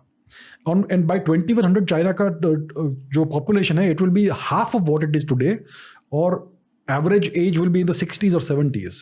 It's disaster. हम दो हमारे दो स्लोगन की वजह से जिंदगी भर मुझे लगा कि मुझे सिर्फ 2 बच्चे चाहिए लाइफ में, आजकल लगने लगा कि मुझे 4-5 बच्चे चाहिए। क्या 4-5 बच्चे प्रोड्यूस करने चाहिए? आई थिंक कम से कम 2 तो करने चाहिए, ओके क्योंकि मैं डेफिनेटली मानता हूं कि भारत का पॉपुलेशन बहुत ज़्यादा है, उसे हमें कम करना है। आइडियली भारत का पॉपुलेशन 300 या 400 मिलियन के आसपास होना चाहिए। We are 4 times that. ये क्यों कह रहा हूँ? मतलब क्योंकि हिस्टोरिकली हमारा पॉपुलेशन लेवल उतना ही रहता था। 1947 में अनडिवाइडेड इंडिया का पॉपुलेशन था 33 करोड़, 330 मिलियन। आज कितना है? 4 times दैट है। इससे क्या होता है कि पूरा जो रिसोर्सेज है उसके ऊपर बहुत बड़ा बर्डन होता है। कम रिसोर्सेज से आपको ज़्यादा पॉपुलेशन को सस्टेन करना पड़ता है, जिससे कंपटीशन बढ़ता है, स्ट्राइफ बढ़ती है, टेंशन बढ़ते हैं, सब कुछ बढ़ता है। तो पॉपुलेशन कम होना चाहिए, लेकिन आप ड्रास्टिकली कम करेंगे तो बहुत सारे डेमोग्राफिक प्रॉब्लम्स आ जाएंगे। पॉपुलेशन बहुत एज हो जाएगा और नेशन का वाइटलिटी चला जाएगा। So it should happen very slowly, very gradually. May be 200 वर्ष के टाइम पीरियड के ऊपर ये होना चाहिए, स्लो डिक्लाइन ऑफ पॉपुलेशन। पिछले 100 सालों में हमारे पूर्वजों ने काफी ज्यादा मजे करे हैं। हुआ क्या कि अगर आपका नेशन बहुत ही इम्पोवरिश्ड नेशन है तो the only occupation is manual labour. आपको स्किल्स नहीं लगते उसके लिए। अगर मैन्युअल लेबर से पैसा आता है तो जितने आपके और बच्चे हैं उतना आपको पैसा आएगा। तो इसके लिए लोग in very poor countries produce lots of children. और अगर आपका एक हाई इनकम नेशन है तो वहाँ पे हर चीज़ का कॉस्ट ज़्यादा है, एजुकेशन का कॉस्ट ज़्यादा है, हेल्थ केयर का कॉस्ट ज़्यादा है। इसके लिए आपको कम बच्चे करने पड़ते हैं। So that's how it typically goes. Okay, अब हम पॉडकास्ट के टॉपिक पर फिर से लौट के आएंगे। एक्चुअली टॉपिक था हिस्ट्री ऑफ मैनकाइंड। हाँ, मुझे पता नहीं क्यों पर मेरे दिल में मुझे लोगों के साथ इस बुक की नॉलेज शेयर करनी है। सेपियंस की समरी नहीं है ये, पर मैं किताब खोलूंगा और आपसे पूछूंगा। आपने किताब पढ़ी नहीं है? नहीं पढ़ी। तो मैं आपको आपके पर्सपेक्टिव्स एज अ साइंटिस्ट उन पर्सपेक्टिव्स को जानूंगा इस किताब के through, just through the index. ठीक है, ये बहुत बढ़िया किताब है।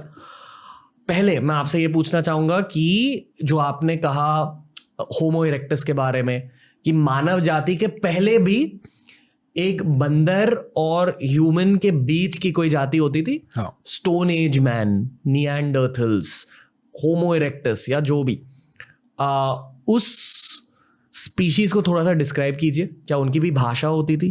क्या उनके भी प्रॉब्लम्स होते थे? क्या उनकी भी स्पिरिचुअलिटी होती थी? उनकी जिंदगी कैसी थी 3 लाख साल से पहले? कुछ लोग मानते हैं कि एक्चुअल ह्यूमन हिस्ट्री 2 मिलियन साल पुरानी है, पर ये एक थियरी है, मतलब 20 लाख साल पुरानी।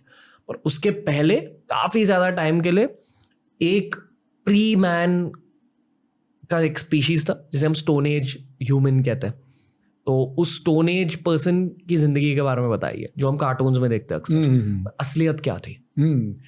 तो अगर हम गो बैक इन टाइम करते हैं तो अगर अराउंड 2 मिलियन वर्ष से पहले, आज के पहले, ह्यूमंस और चिंपांजीज एक ही थे, एक ही स्पीशीज थे। और अगर आप और थोड़ा पीछे जाएंगे, अबाउट 6-7 मिलियन ईयर्स अगो, तो ह्यूमंस, चिंपांजीज और गोरिल्लाज के भी एक ही स्पीशीज था उस समय। तो जब ह्यूमंस और चिंपांजीज का डाइवर्जेंस हुआ, उसके बाद का हिस्ट्री की बात करते हैं। मतलब ह्यूमंस और चिंपैंजीज का एक कॉमन पूर्वज था। कॉमन पूर्वज था, ठीक है। मतलब अगर हम जू में जाएंगे, चिंपैंजी को देखेंगे, हमारे जैसे दिखते हैं। हाँ, और इसके पर दादा हमारे पर सेम है। ओके, अभी बताइए। ठीक है, तो ह्यूमन चिंपांजी डाइवर्जेंस जो हुआ अप्रोक्सीमेटली 20 करोड़ वर्ष पहले, आज से 2 million is how much crores? 2 million 20 lakh वर्ष पहले। उसके बाद काफ़ी सारे ह्यूमन स्पीशीज आए। होमो, अब मुझे एग्जैक्टली सीक्वेंस मेंटली याद नहीं है, होमो इरेक्टस, होमो हैबिलिस एट्सेट्रा, ऐसे इनके नाम थे। आर्डिपिटेकस, रामापिथेकस, ये शायद थोड़े पुराने हैं। तो उनका लाइफस्टाइल क्या था, उनका जो जीवन कैसा था, उसको जानने के लिए हमारे पास एक ही एविडेंस है, विच इज़ आर्कियोलॉजिकल एविडेंस। हमारे पास उनके अवशेष है, उनके स्केलेटन्स, जो फॉसिलाइज्ड स्केलेटन्स मिलते हैं वो है, और उनके टूल्स है, और उनके जो रेजिडेंस प्लेसेस थे जैसे कि केव्स और शेल्टर्स, ये इतना ही हमारे पास इंफॉर्मेशन है। तो उससे हमें क्या मालूम पड़ता है कि वो टूल्स बना रहे थे। टूल्स मतलब पत्थर को तोड़ के एक शार्प एज बनाएंगे, नाइफ जैसा, जिससे वो हंटिंग करेंगे या फिर ट्रीज को काटेंगे या फिर कुकिंग करेंगे। शायद मोस्ट लाइकली उनके पास फायर का नॉलेज था at some extent, at some level also. उनकी भाषा थी या नहीं, ये बहुत इंटरेस्टिंग क्वेश्चन है, हमारे पास आज आंसर नहीं है। मोस्ट लाइकली निएंडरथाल्स की भाषा थी, लेकिन स्टोन एज जो ह्यूमन था, होमो हैबिलिस, होमो इरेक्टस, उनकी भी भाषा हुआ करते थे क्या, ये हम जानते नहीं है।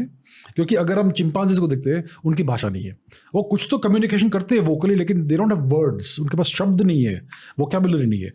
इन लोगों की जिंदगी जानने के लिए आपको मसाई मारा जैसे एरियाज को स्टडी करना चाहिए कि वहाँ के ट्राइब्स कैसे जीते हैं। उनकी भाषा क्लिक्स में होते हैं, साउंड से एक दूसरे से बात करते हैं। हाँ, could have been a possibility है, but we don't know for sure, क्योंकि हमारे पास उनका और कोई इन्फॉर्मेशन नहीं है। We only have the remains, उनके रिमेन्स, उनके अवशेष है, उनके थोड़े बहुत टूल्स है, और हम जानते हैं किन किन लोकेशंस में ज्योग्राफिकली वो स्प्रेड थे। Typically eastern Africa, Kenya area, जैसे आपने कहा Maasai Mara, that region, the Kenya area and northern Africa, इनमें, और इथियोपिया, इन जगहों में हमको उनके रिमेन्स मिले हैं। और कुछ कुछ माइग्रेशंस भी हुए out of Africa, like more than 1 million years ago. Indonesia तक उनके रिमेन्स मिलते हैं पुराने ह्यूमंस के। सो भारत में क्या हो रहा था तब? भारत में आई थिंक अबाउट 500,000 ईयर्स पुराने आर्टिफैक्ट्स मिले हैं एंशिएंट ह्यूमंस के। कौन सा था, होमो इरेक्टस था या होमो हैबिलिस था? मोस्ट लाइकली होमो इरेक्टस था। ओके, उनके फॉसिल्स मिले हैं हमें। मुझे एक चीज़ बहुत अजीब लगी डेनिसोवेंस, होमो इरेक्टस, निएंडरथल्स के बारे में, कि जब कोई होमो सेपियंस को डिपिक्ट कर रहा है, दिखा रहा है कोई किताब में, तो दे शो इट थोड़ा बहुत लाइक अ ह्यूमन बीइंग। कुछ लोग उसे अफ्रीकन की तरह डिपिक्ट करते हैं, ठीक है। पर अगर कोई डेनिसोवेंस या होमो इरेक्टस या निएंडरथल्स को डिपिक्ट कर रहा है, तो निएंडरथल्स को ब्लॉन्ड हेयर, ब्लू आइज के साथ डिपिक्ट किया जाता है। डेनिसोवेंस को मॉडर्न एशियन की तरह, छोटी आंखें, एशियन फीचर्स, मंगोलियन जैसे दिखते हैं, हाँ, वैसे दिखाया जाता है। ऐसा क्यों करते हैं? कहा जाता है कि शायद निएंडरथल्स ने होमो सेपियंस के साथ सेक्स किया, हाँ, किया, और वहां से यूरोपियंस निकले। और कहा जाता है कि डेनिसोवेंस ने भी होमो सेपियंस के साथ सेक्स किया और मॉडर्न एशियंस निकले वहां से। हाँ, मतलब हम में भी डेनिसोवन खून है, निएंडरथल खून है। तो ये बड़ा इंटरेस्टिंग सिनारियो है। सो अप्रोक्सीमेटली अगर आप नॉन अफ्रीकन ह्यूमंस को देखेंगे जो अफ्रीका में नहीं है, उनमें अप्रोक्सीमेटली 4 to 6% निएंडरथाल डीएनए है। लेकिन भारत में बहुत कम है, फॉर सम रीजन भारत में, इंडियन सबकॉन्टिनेंट में बहुत कम है। उसका और रिसर्च निकलने वाला है और पब्लिश होने वाला है।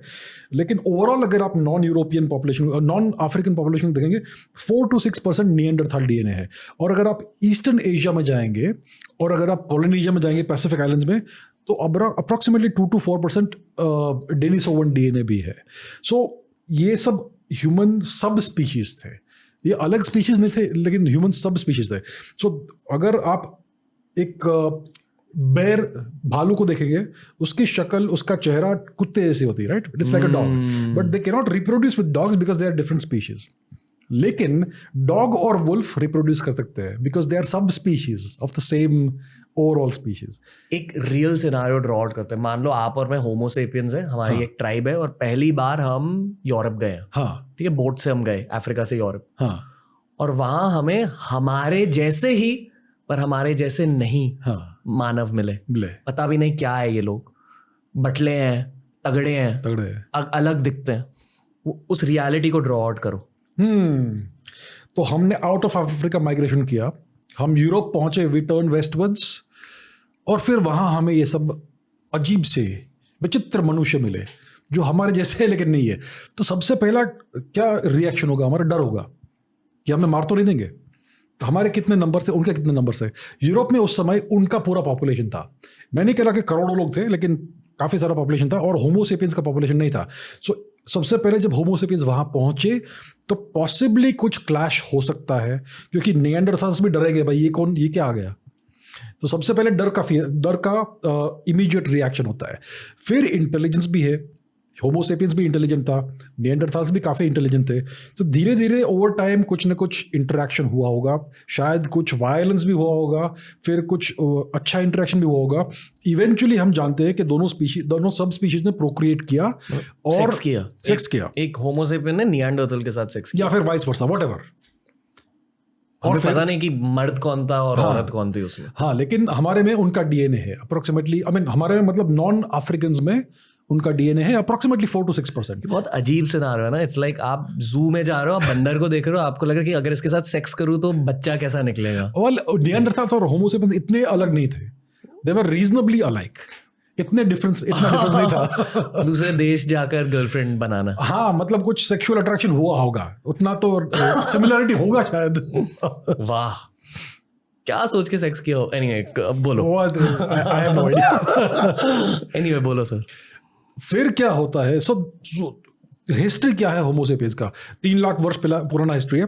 फिर क्या होता है कि अप्रोक्सीमेटली 70,000 ईयर्स पहले आज से एक आउट ऑफ अफ्रीका माइग्रेशन हुआ around the geography of Djibouti and Yemen. Red sea और अरेबियन सी के बीच का जो जगह है, वहां पर एक बहुत नैरो स्ट्रेट है, स्ट्रेट ऑफ बाब अल मंदेब।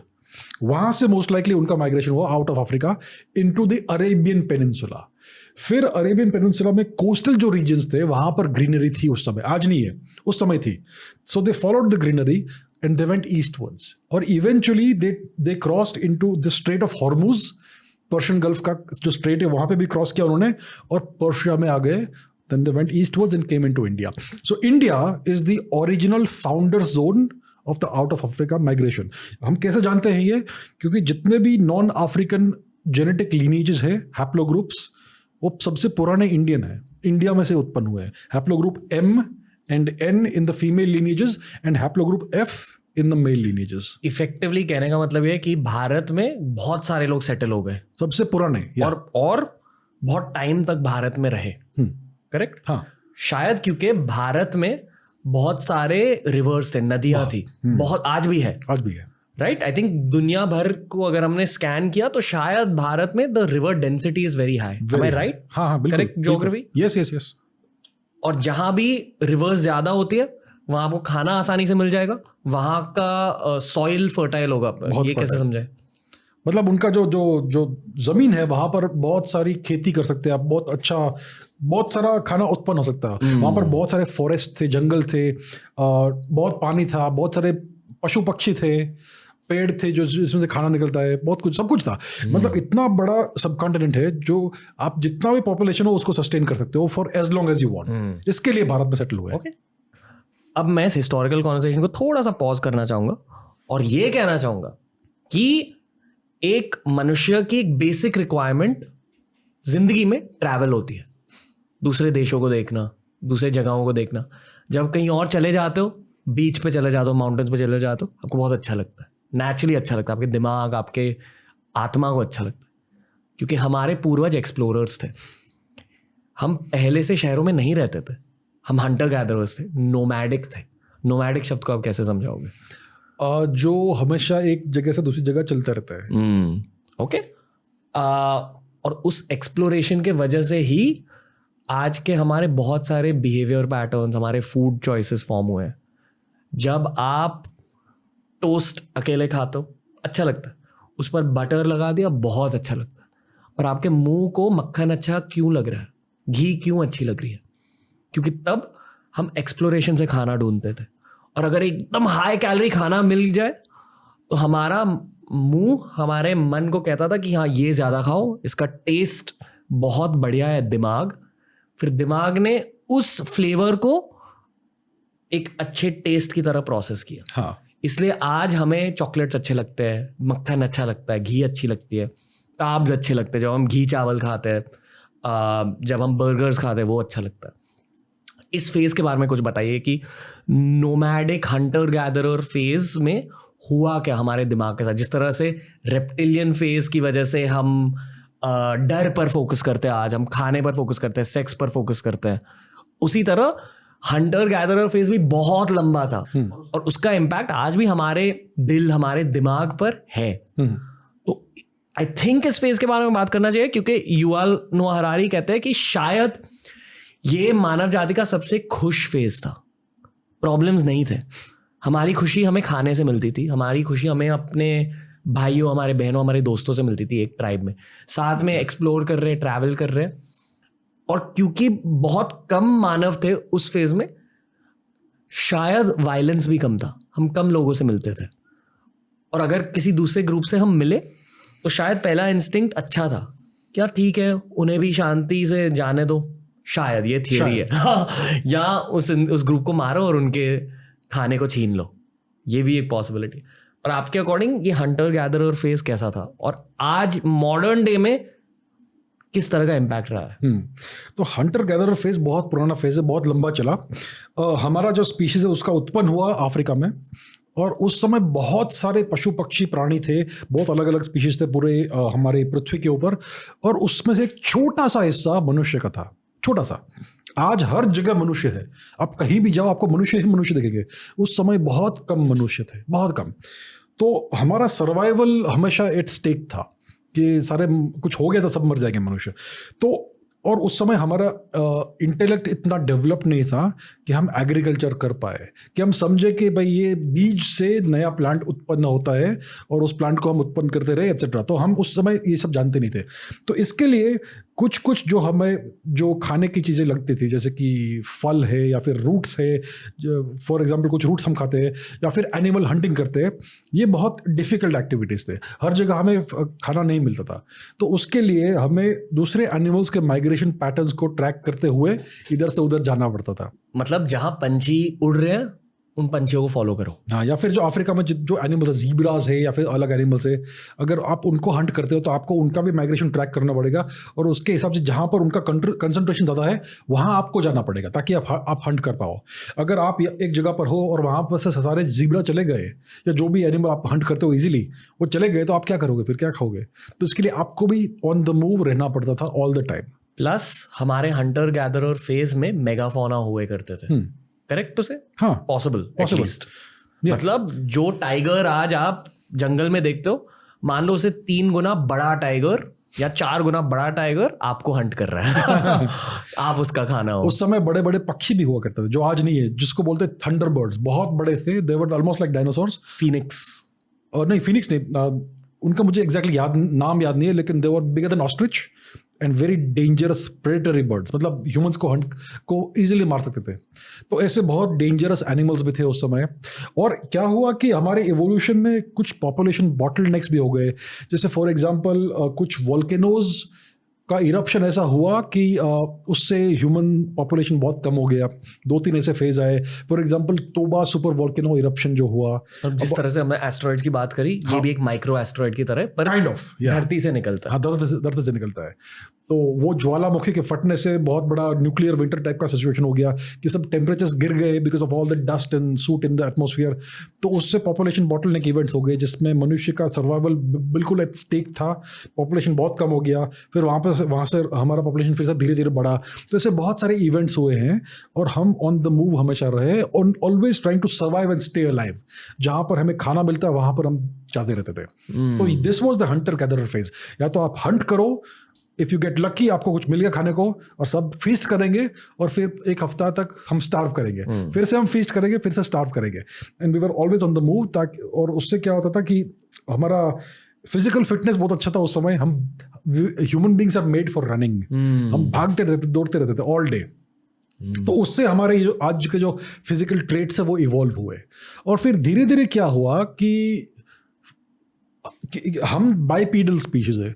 बाइपीडल मतलब हम 2 पैर पे चलते हैं। ऐसे बहुत कम स्पीशीज है जो 2 पैर पर चलते हैं, और हमारी आंखें आगे है। तो उससे क्या होता है, अगर आप 2 पैर पे चलोगे आपको अलग ही पर्सपेक्टिव दिखेगा। अगर एक कुत्ता है या बिल्ली है, उनका पर्सपेक्टिव बहुत लो टू द ग्राउंड है, नीचे से, मतलब उनको इन्फॉर्मेशन कम मिलता है। They can not see far away, उनको दूर तक दिखता नहीं है। तो आजू बाजू का वो देखते हैं, उसको प्रोसेस करते हैं and they react based on that.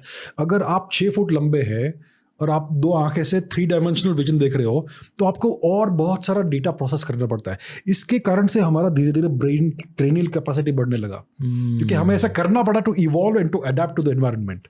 उससे हमारा इंटेलिजेंस बढ़ने लगा, और फिर जैसे हमारा इंटेलिजेंस लेवल बढ़ने लगा वैसे हमें समझने लगा कि भाई बीज से पेड़ उत्पन्न होता है। इस किताब में गॉसिप को लेकर एक पूरी सेक्शन है। अच्छा, हमें गॉसिप अच्छा क्यों लगता है, हमें बिग बॉस देखना अच्छा क्यों लगता है। अच्छा, जब बॉलीवुड में कोई डिवोर्स कर लेता है, हमें ये न्यूज अच्छी क्यों लगती है। आज मॉडर्न डे में बॉलीवुड और क्रिकेट सबसे टॉप लेवल पर है फेम वाइज, और हमें उनकी लाइफ में बहुत ज़्यादा इंटरेस्ट है क्योंकि एवोल्यूशनरी साइकोलॉजी के अकॉर्डिंग हमारी एक नीड फुलफिल हो रही है, which is the need for gossip. Gossip, अच्छा। या तो हम अपने आसपास के लोगों की गॉसिप करते हैं, या तो जो लोग फेमस है उनकी गॉसिप करते हैं, और अच्छा लगता है गॉसिप करके। क्योंकि जब हम हंटर गैदरर्स थे तब हम एक फुटबॉल टीम की तरह थे, एक टीम को साथ में सर्वाइव करना था। हाँ। और मान लो अगर टीम में 50 लोग हैं, तभी ग्रुप्स 30 या 50 लोग हुए होते थे। हमें ये जानना होता था कि वो आदमी फुटबॉल कैसे खेलता है या हंटिंग कैसे करता है। अभी उस आदमी के बारे में इंफॉर्मेशन मुझे चाहिए मेरे भाई के थ्रू। मैं मेरे भाई को पूछूंगा तूने उसके साथ काम किया था ना, वो कैसा है वो बंदा, या वो बंदी कैसी है, मुझे अच्छी लगती है, जो हम आज भी करते हैं। और किसी की इंफॉर्मेशन एक्सट्रैक्ट करने से, किसी का कैरेक्टर एक्सट्रैक्ट करने से, किसी की स्टोरी जानकर हमें अच्छा लगता है। हम एज ब्रोज स्पोर्ट्स क्यों देखते हैं? क्योंकि हम स्टोरीज को विटनेस कर रहे हैं। यशस्वी जायसवाल पानीपुरी बेचता था, वाह, और अभी इंडिया का ओपनिंग बैट्समैन बनने वाला है, शायद इंडिया का कैप्टन बनेगा आगे जाकर। उसके कैरेक्टर के बारे में ज्यादा पता चला। एज मेल्स हमें इस तरह की गॉसिप अच्छी लगती है, and generally as a country Bigg Boss के थ्रू हमें ह्यूमन इंटरेक्शंस देखने को मिलते हैं। हम खुद के एवोल्यूशन को फिर से सिमुलेट कर रहे हैं कि पूर्वजों को गॉसिप करने से बहुत ज्यादा इन्फॉर्मेशन मिलती थी, उस इन्फॉर्मेशन से डोपामिन रश। इंटरेस्टिंग।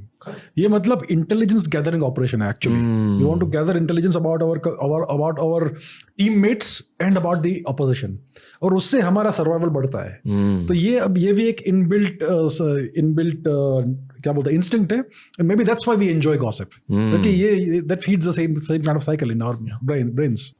हमने सेक्स की बात करी, हमने गॉसिप की बात करी। एक थर्ड बहुत इंटरेस्टिंग चीज पता है, बहुत लोग कहते हैं human beings at the top of the food chain. Yuval Noah Harari के किताब में लिखा गया है कि we weren't always at the top of the food chain. हमसे बड़े प्रेडेटर्स जो हमारी हंटिंग करते थे वो हमसे ऊपर थे, यानी कि आज के लायन, आज के टाइगर हमें हंट करते थे। हाँ, हम बंदर नहीं थे, हम ह्यूमंस थे, but we weren't at the top of the food chain, क्योंकि हमारे पास टूल्स नहीं थे। आज हमारे पास मशीन गन्स है। हमने अपना दिमाग का फायदा उठाकर इवॉल्व किया और मशीन्स बनाए ताकि दूर से लायन टाइगर को मार सके। पर पहले जब हमारे पास सिर्फ पत्थर थे, सिर्फ स्पीयर्स थे, मान लो 3 लायन 4 लायन सामने से आए, हमें खा लेंगे, वो मार के हमें बेसिकली डिफीट कर लेंगे। तो तब हम थोड़े से स्कैवेंजर मेंटालिटी के थे। I think he is based it on research. इस किताब में भी एक पूरा चैप्टर है। तो मान लो अगर एक लायन ने या लायन की ट्राइब्स ने एक बड़े बफेलो को मारा और वो बफेलो की लाश आधी वहां पड़ी है, क्योंकि आधी लाश लायंस ने खा ली है, आधी लाश वहां पड़ी है। ह्यूमन बीइंग्स झट से जाकर वहां उस लाश से मांस निकालते थे और छीन के भागते थे। हाँ, ये हमारी असलियत थी। इसलिए आज भी वो हमारी रेप्टिलियन ब्रेन बहुत ज्यादा अवेयर है कि यार आसपास कोई लायन टाइगर नहीं है ना। आज भी हमें सांप से डर लगता है आज। हाँ, हमें प्रेडेटर्स का वो खौफ हमारे दिल में आज भी है, उस हंटर गैदरर फेज की वजह से। और हमने सिर्फ 3 चीजों को हाईलाइट किया है। ओवर टाइम देखो एनिमल्स भी इवॉल्व हो रहे हैं, तो ओवर टाइम क्योंकि हम स्मार्ट बनते गए उस बचे कुचे मांस की वजह से, उस बचे कुचे खाने की वजह से, हम जुगाड़ू बने, हम जुगाड़ू बंदर बने ह्यूमन बींग्स। एंड इवेंचुअली हम टॉप तक पहुंचे। जब तीर कमांड बनाया, बो एंड एरो बनाया, तब दूर से लायंस को हम हंट कर सकते थे। अभी लायंस की भी एवोल्यूशन चल रही है, तो लायन टाइगर जितने भी बड़े प्रेडेटर्स हैं उनमें जेनेटिकली ह्यूमन से एक फियर फॉर्म होने लगा, यानी कि वो जेनेटिकली ह्यूमन से डरने लगे कि यार आ गया वो स्मार्ट बंदर। स्मार्ट बंदर का ग्रुप आ गया, मैं गाली देना चाहता हूँ, गाली में हमारी अभी जी मारेगा तो भागो। अभी सबसे इंटरेस्टिंग स्टडी ये है, सबसे interesting chapter of this book. Africa के जितने भी जानवर थे, अफ्रो एशिया के जितने भी बड़े जानवर थे, भारत में तभी लायन थे, टाइगर थे, जो अब आज हमें गिर फॉरेस्ट में दिखते हैं। सारे हमसे डरने लगे कि हजारों साल, लाखों सालों तक उन्होंने उस स्मार्ट बंदर को जाना। पर हमारे दुनिया में एक ऐसा कॉन्टिनेंट था जहां ह्यूमन बीइंग्स लास्ट पहुंचे, एंटार्क्टिका नहीं।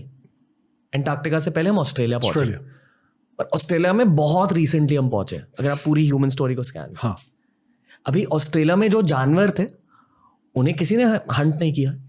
ऑस्ट्रेलिया में मेगाफोना बहुत बड़े बने, ठीक है, और क्योंकि उन्होंने कभी उन स्मार्ट बंदर को देखा ही नहीं था, तो जब पहली बार इतने बड़े जानवर ने उस स्मार्ट बंदर को देखा तो उन्हें लगा कि ये क्या है, छोटू सा बंदर।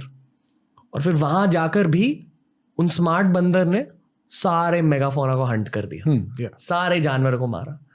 With in 1000 years of occupying Australia, it is said कि 90% of Australian megafauna got wiped out, क्योंकि एज ह्यूमन बींग्स हम इतना ज्यादा नाश करते हैं। हाँ, जहां भी हम जाए, पूरा चैप्टर है इस बुक में अच्छा उसके ऊपर। आप कुछ कहना चाहोगे इस पूरे? हाँ, ऐसे बहुत एग्जांपल्स है। फॉर एग्जांपल, जब मॉरिशस का डिस्कवरी हुआ, वहां पर डोडो नाम का एक बर्ड हुआ करता था, उसने कभी ह्यूमंस देखे ही नहीं थे, तो वो ह्यूमन से डरता नहीं था। सो इसलिए बहुत जल्दी सारे डोडो खत्म हो गए। एक ईस्टर आइलैंड नाम की जगह है जो साउथ पैसिफिक में है, वहाँ पर भी बहुत बड़ा एक ह्यूमन पॉपुलेशन था। इट लास्टेड फॉर 1000 years, फिर उन्होंने सारे के सारे रिसोर्सेज खत्म कर दिए और वो पॉपुलेशन ऑलमोस्ट खत्म हो गया। तो ये साइकिल हमें बार बार दिखता है ऑन स्मॉल आइलैंड्स, कि ह्यूमंस पहुँचते हैं, सब कुछ खत्म करते हैं और फिर उनका पॉपुलेशन भी खत्म हो जाता है। ऑस्ट्रेलिया में डेफिनेटली ह्यूमंस इतने डिस्ट्रक्टिव नहीं रहे जैसे बाकी जगह पर रहे, क्योंकि इतना बड़ा कॉन्टिनेंट है सबसे पहले। लेकिन डेफिनेटली सारे जो बड़े बड़े एनिमल्स थे उनको ख़त्म कर दिया, और फिर यूरोपियंस के आने के बाद दूसरे भी स्पीशीज़ खत्म हो गए, जैसे कि टास्मेनियन टाइगर और भी स्पीशीज़। तो ये हमारा एक इंस्टिंक्ट है, हमारा एक नेचर है कि हम एक्चुअली बहुत सबसे बड़े प्रेडेटर्स हैं आज। We are the super predator, we are the apex predator. और जो नंबर 2 प्रेडेटर है वर्ल्ड में, वो कुत्ता है, क्योंकि वो हमारे साथ कोऑपरेट करके हंट करता है। ये छोटे छोटे एनिमल सबसे डेंजरस है। सो इट इज, हम इतने डेंजरस कैसे बन गए? सबसे पहले हमारा इंटेलिजेंस इवॉल्व हुआ और हमने डिस्कवर किया how to create force multipliers. क्या फोर्स मल्टीप्लायर्स? अगर आपके पास पत्थर है, आप फेंकेंगे, इट मल्टीप्लाइज योर फोर्स। अगर आपके पास लकड़ी है, उसको आप यूज करेंगे एज अ लेवर, तो आप you can apply much more force than you can do with your fist. Physics के बारे में सोचा हमने, फिजिक्स हमें इंस्टिंक्टिवली समझने लगा। फिर अगर आपके पास लकड़ी है, उसके ऊपर आप शार्प पॉइंट डालेंगे तो आप लायन को भी मार सकते हो इफ यू गेट लकी। अगर आपके पास तीर कमान है तो आप विदाउट एनी डेंजर आप दूर से एनिमल को मार सकते हो। अगर आपके पास मशीन गन है तो आपके सामने कोई रुक नहीं सकता है। These are force multipliers. पता है, कुछ बच्चे होते हैं, हर बच्चा ये नहीं कर पाता, पर कुछ बच्चे होते हैं जो बहुत ही जल्द फोन को चलाना सीख लेते हैं। या अगर मान लो दादी माँ से टीवी नहीं चल रहा तो वो बच्चे जाकर कुछ करते हैं रिमोट के साथ और फिर टीवी को चला पाते। अभी अगर आप एक सुपर मैक्रो स्केल पर ये देखें, कुछ बच्चे तभी भी थे लाख साल पहले जो फिजिक्स ज्यादा समझे, और वहां से मशीन एवोल्यूशन स्टार्ट हो। एक बार मशीन्स बनने लगे, और ये भी टूल्स बेसिकली सिंपल मशीन्स है। हाँ, पत्थर फेंक रहे हैं, स्लिंग शॉट बना रहे हैं, बो एंड एरो, तीर कमांड बना रहे हैं। तो हमने वेपन्स बनाना स्टार्ट किया, उसके साथ साथ फार्मिंग भी स्टार्ट करी। इस टॉपिक की शुरुआत मैं फिर से इस बुक से करना चाहूँगा। कहा जाता है कि जब फार्मिंग सीख ली तो हमने ये सीखा कि अच्छा, अभी हमें यहाँ वहाँ घूमने की ज़रूरत नहीं है, हम यहीं बैठकर फसल उगा सकते हैं और इसी फसल से हम खाना खा सकते हैं। थोड़ा बहुत नॉनवेज अगर चाहिए हम हंटिंग के लिए जाएंगे, पर हमारा बेस यहाँ रहेगा। अभी बेस यहाँ है तो हमने सोचा कि ओके, अभी इसे और डेवलप करें। बट एक और सवाल उठता है कि बेस हमने सिलेक्ट कैसे किया। युवल नोआ हरारी कहते हैं कि 2 फैक्टर्स थे। पहला फैक्टर फर्टाइल लैंड, नदियों के पास। और दूसरा बहुत की फैक्टर ये है कि जब हम हंटर गैदरर्स होते थे तब भी एक मानव भगवान के बारे में सोचता था कि मैं यहाँ क्यों हूँ। जो सवाल हम आज भी करते हैं पॉडकास्ट में, स्पिरिचुअलिटी, लाइफ का पर्पस क्या है, मैं क्यों जी रहा हूँ, ये लोग तभी भी सोचते थे। और रिलीजन की शुरुआत ऐसे हुई, सवालों की वजह से। तभी भी शायद लोग मेडिटेट करते थे, मतलब इतना टाइम बिता रहे। तभी सोशल मीडिया नहीं होती थी, कंप्यूटर्स नहीं होते थे। टाइम पास करने के लिए आप क्या करते? आप सोचते संसार के बारे में, भगवान के बारे में, बारिश के बारे में, सूरज के बारे में। और सोचते सोचते हमने ये जाना कि हाँ, शायद एक भगवान हो सकता है। और रिलीजियस स्थान बना है, और दुनिया भर बहुत सारे बहुत ज़्यादा एंशिएंट रिलीजियस स्थान मिले, जहाँ कहा जाता है कि अलग अलग हंटर गैदरर ग्रुप्स वहाँ आकर होटल की तरह वहाँ रहते थे, और इसलिए वहीं उन फर्टाइल लैंड्स में फार्मिंग की शुरुआत हुई कि हाँ ये एक होटल है जहाँ भगवान को जाकर उनकी पूजा कर सकते, उसके साथ हम यहाँ अनाज भी ग्रो करते, और इसलिए आप यहाँ रह सकते। और टेम्पल्स के आसपास, ये रिलीजियस इंस्टीट्यूशन के आसपास लोगों ने सोचा कि यार चलो यहीं रह लेते हैं कि यहाँ वाइब अच्छी है, और इसलिए टाउनशिप्स और सिटीज और विलेजेस की शुरुआत हुई रिलीजन की वजह से। आप कुछ कहना चाहोगे इस फेज के बारे में? कि ये एक बहुत बड़ा टर्निंग पॉइंट है। यस, ये बहुत बड़ा। युval नोआ हरारी कहते हैं कि शायद यहाँ हमारा ईवल स्टार्ट हुआ, हम में जो बुराई है, हमारे दिमाग के अंदर जो शैतान है, वो यहाँ से शुरू हुआ। अब आप बताइए। तो ये बहुत ही इंटरेस्टिंग टॉपिक है कि हमारे कल्चर कैसे आया। Culture is intricately tied with religion. तो हमारे दिमाग में कैसे आया ये जो विचार कि हम कहाँ से आ रहे हैं, हमारा विश्व किसने बनाया, भगवान है कि नहीं। आई थिंक किसी न किसी प्रकार से it started as animals. For example, अगर आप हाथी को देखेंगे तो हाथी भी बहुत सेंटिमेंटल होते हैं। हाथी जब मरते हैं वो क्रिमेशन नहीं करते बॉडी का, वो बेरियल नहीं करते, उनके बोन्स वहीं पे रहते जहाँ पे वो हाथी मर गया। लेकिन हाथी भी माइग्रेटरी एनिमल है, वो एक जगह से दूसरी जगह on a predictable pattern move होते हैं, और जहाँ पर भी उनके पूर्वजों के उनके अवशेष पड़े होते हैं वहाँ पर वो जाकर विजिट करते हैं, थोड़े रोते हैं, उसको टच करते हैं। ये जनरेशन्स अपॉन जनरेशन्स पे होता रहता है। So there is sentimentality there is respect for ancestors. वो जानते ही हमारे एंसेस्टर्स के अवशेष है। क्या कुछ उसमें स्पिरिचुअलिटी भी है क्या कि इस जगह पर हमारे एंसेस्टर्स के अवशेष पड़े, यहाँ पर उनकी आत्मा भी होगी, ऐसा कोई विचार है क्या हाथियों में? हम जानते नहीं है, लेकिन I think it started something like this. और फिर अगर हम आर्कियोलॉजिकल रिकॉर्ड देखेंगे तो बहुत सारी जगहों पे ऐसा मिलता है कि केव्स में पेंटिंग्स बनाए हैं मनुष्यों ने, पुराने ह्यूमंस ने, जिसमें एनिमल्स के फिगर्स है, दूसरे ह्यूमंस के भी फिगर्स है, शायद उनके पूर्वजों के उन्होंने रिप्रेजेंटेशंस बनाए उस वॉल के ऊपर। और फिर अगर आप देखेंगे 10-15 हज़ार वर्ष पुराना हिस्ट्री, आपको एक ज्योमेट्रिकल फिगर हर जगह मिलता है, स्वस्तिक, जो पूरे प्लैनेट पे आपको एसेंशियली हर कॉन्टिनेंट पे, apart from Africa, apart from Australia and Antarctica, आपको हर जगह स्वस्तिक मिलता है। तो ये एक ज्योमेट्रिकल फिगर है जिसको हर जगह सीक्रेट माना जाता था, आज सिर्फ भारत में और एशिया में है। तो कहीं ना कहीं ये सब उत्पन्न हुआ, ये जो विचार आने लगा ह्यूमन बीइंग्स में, हमारे पूर्वजों में, कि भगवान होते हैं क्या, हमारे पूर्वजों की आत्माएं क्या हमारे साथ रहती है। और इन विचारों से आई थिंक रिलीजन हुआ। फॉर इंस्टेंस एसेंशियली जब सोसाइटी साथ में रहने लगती है तो कल्चर आने लगता है। कल्चर मतलब आपके जो ट्रेडिशंस है, आप जो चीज़ें करते हो उसको, वो एक प्रैक्टिस बन जाती है और एक ट्रेडिशन बन जाता है, और फिर आप सोचे बिना उसको फॉलो करते रहते हो। तो जो गुड प्रैक्टिसेस जैसे कहते हैं हम बिजनेस में, वैसे ही कल्चरल प्रैक्टिसेस भी आने लगती है इन डेली लाइफ, और उससे कल्चर बनने लगता है। और जैसे पॉपुलेशन का साइज बढ़ता है और पीसफुली वो जीते हैं, तो कल्चर और भी रिच होता है। So I think this is the process by which culture उत्पन्न हुआ।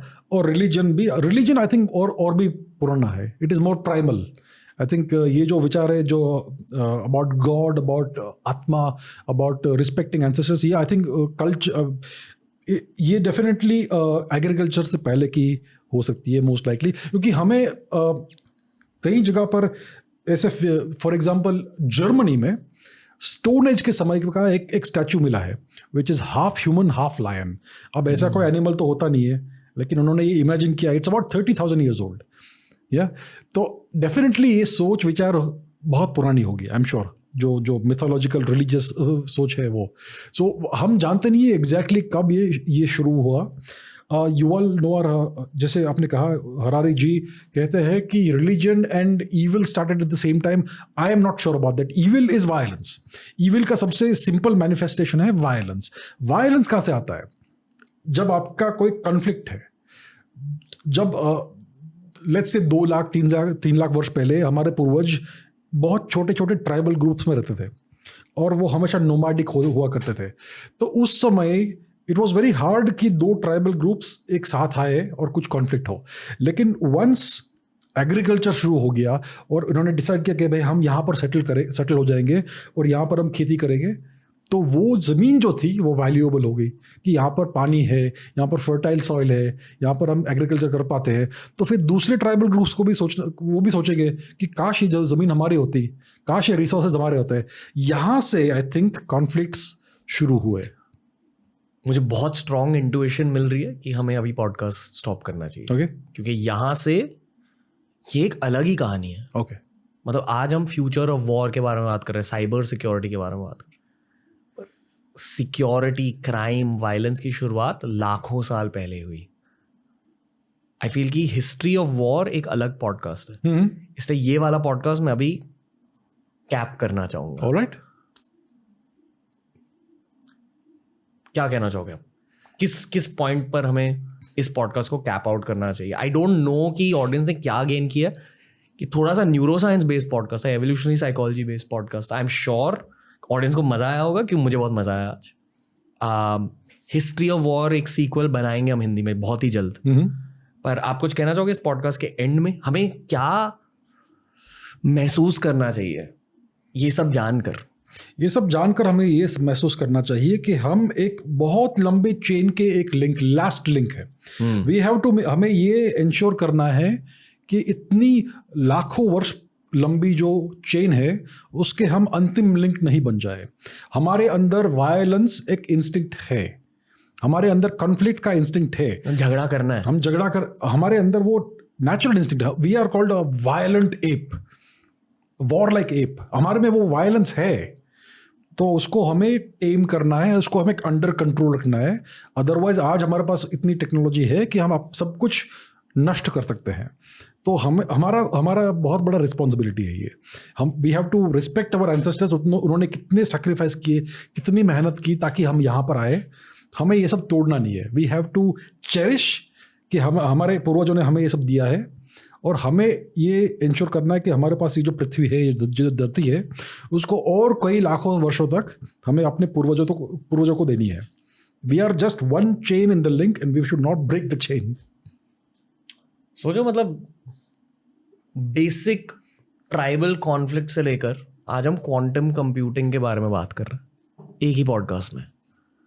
मतलब इतने ज़्यादा दूर आ चुके। And the weirdest thing is that for me, yoga के according time is not linear, time is cyclical. यानी कि जो तब हुआ था वो एक्चुअली आज भी हो रहा है। यू नो, फिजिक्स का सबसे बड़ा मिस्ट्री टाइम है। We don't know what time is, कहाँ से आता है, क्या है, बिल्कुल भी पता नहीं है हमें बहुत वेग एहसास या वो अंडरस्टैंडिंग है टाइम क्या होता है। हमें वेगली समझता है कि time passes, we see cycles, लेकिन टाइम की है क्या, कहाँ से आया, ये हम जानते नहीं है। Biggest mystery in physics, we don't understand time. May be it is cyclical, may be it is linear, we don't know. Yoga अगर कहता है कि time is cyclical, may be we should pay attention to that. जिंदगी का कर्तव्य क्या है? जिंदगी का बायोलॉजिकल कर्तव्य है बच्चा पैदा करो। मेरे अनुसार हम सिर्फ एनिमल्स नहीं है, we are a higher species. मेरे लिए जीवन का क्या कर्तव्य है? To give more than you consume, give more to society than you consume. अब आप सोसाइटी से क्या कुछ नहीं लेते हो, खाना लेते हो, नॉलेज लेते हो, बहुत कुछ आप लेते हो। You take take take. अगर आपके जीवन के अंत तक अगर आपने ज़्यादा दिया जिससे कंपेयर टू जितना आपने लिया, तो I think your life was successful. Very fair. Wow, heavy podcast. You know, I would say कि ये शायद हमारा हेवीएस्ट या सेकंड हेवीएस्ट पॉडकास्ट है एवर। हमने कुछ 20 पॉडकास्ट रिकॉर्ड किए, पर काफी ज्यादा डीप पॉडकास्ट था ये। हाँ, अच्छा लगा सर। बिल्कुल अच्छा लगा। See you day after tomorrow. Yeah, definitely. For the next recording. Right. I hope कि we covered a lot of different aspects. फिर से ये बुक यहाँ रखेंगे, and we will continue this conversation. All right. Thank you sir. Most welcome. Thank you. Cool. ये था part 1 of the history special with Chavda sir. Part 2 आने वाला है दोस्तों, ट्रस्ट मी, और भी ज्यादा भारी है। बस इतना ही कहूंगा, कीप सपोर्टिंग TRS। और अगर आप पहली बार चावड़ा सर के कोई एपिसोड को देख रहे हो, तो प्लीज़ चावड़ा सर के बाकी के जितने भी एपिसोड्स हैं हिंदी में, इंग्लिश में, वो जाकर देखिए। AC will be back soon, RA will be back soon, TRS Magic will be back soon.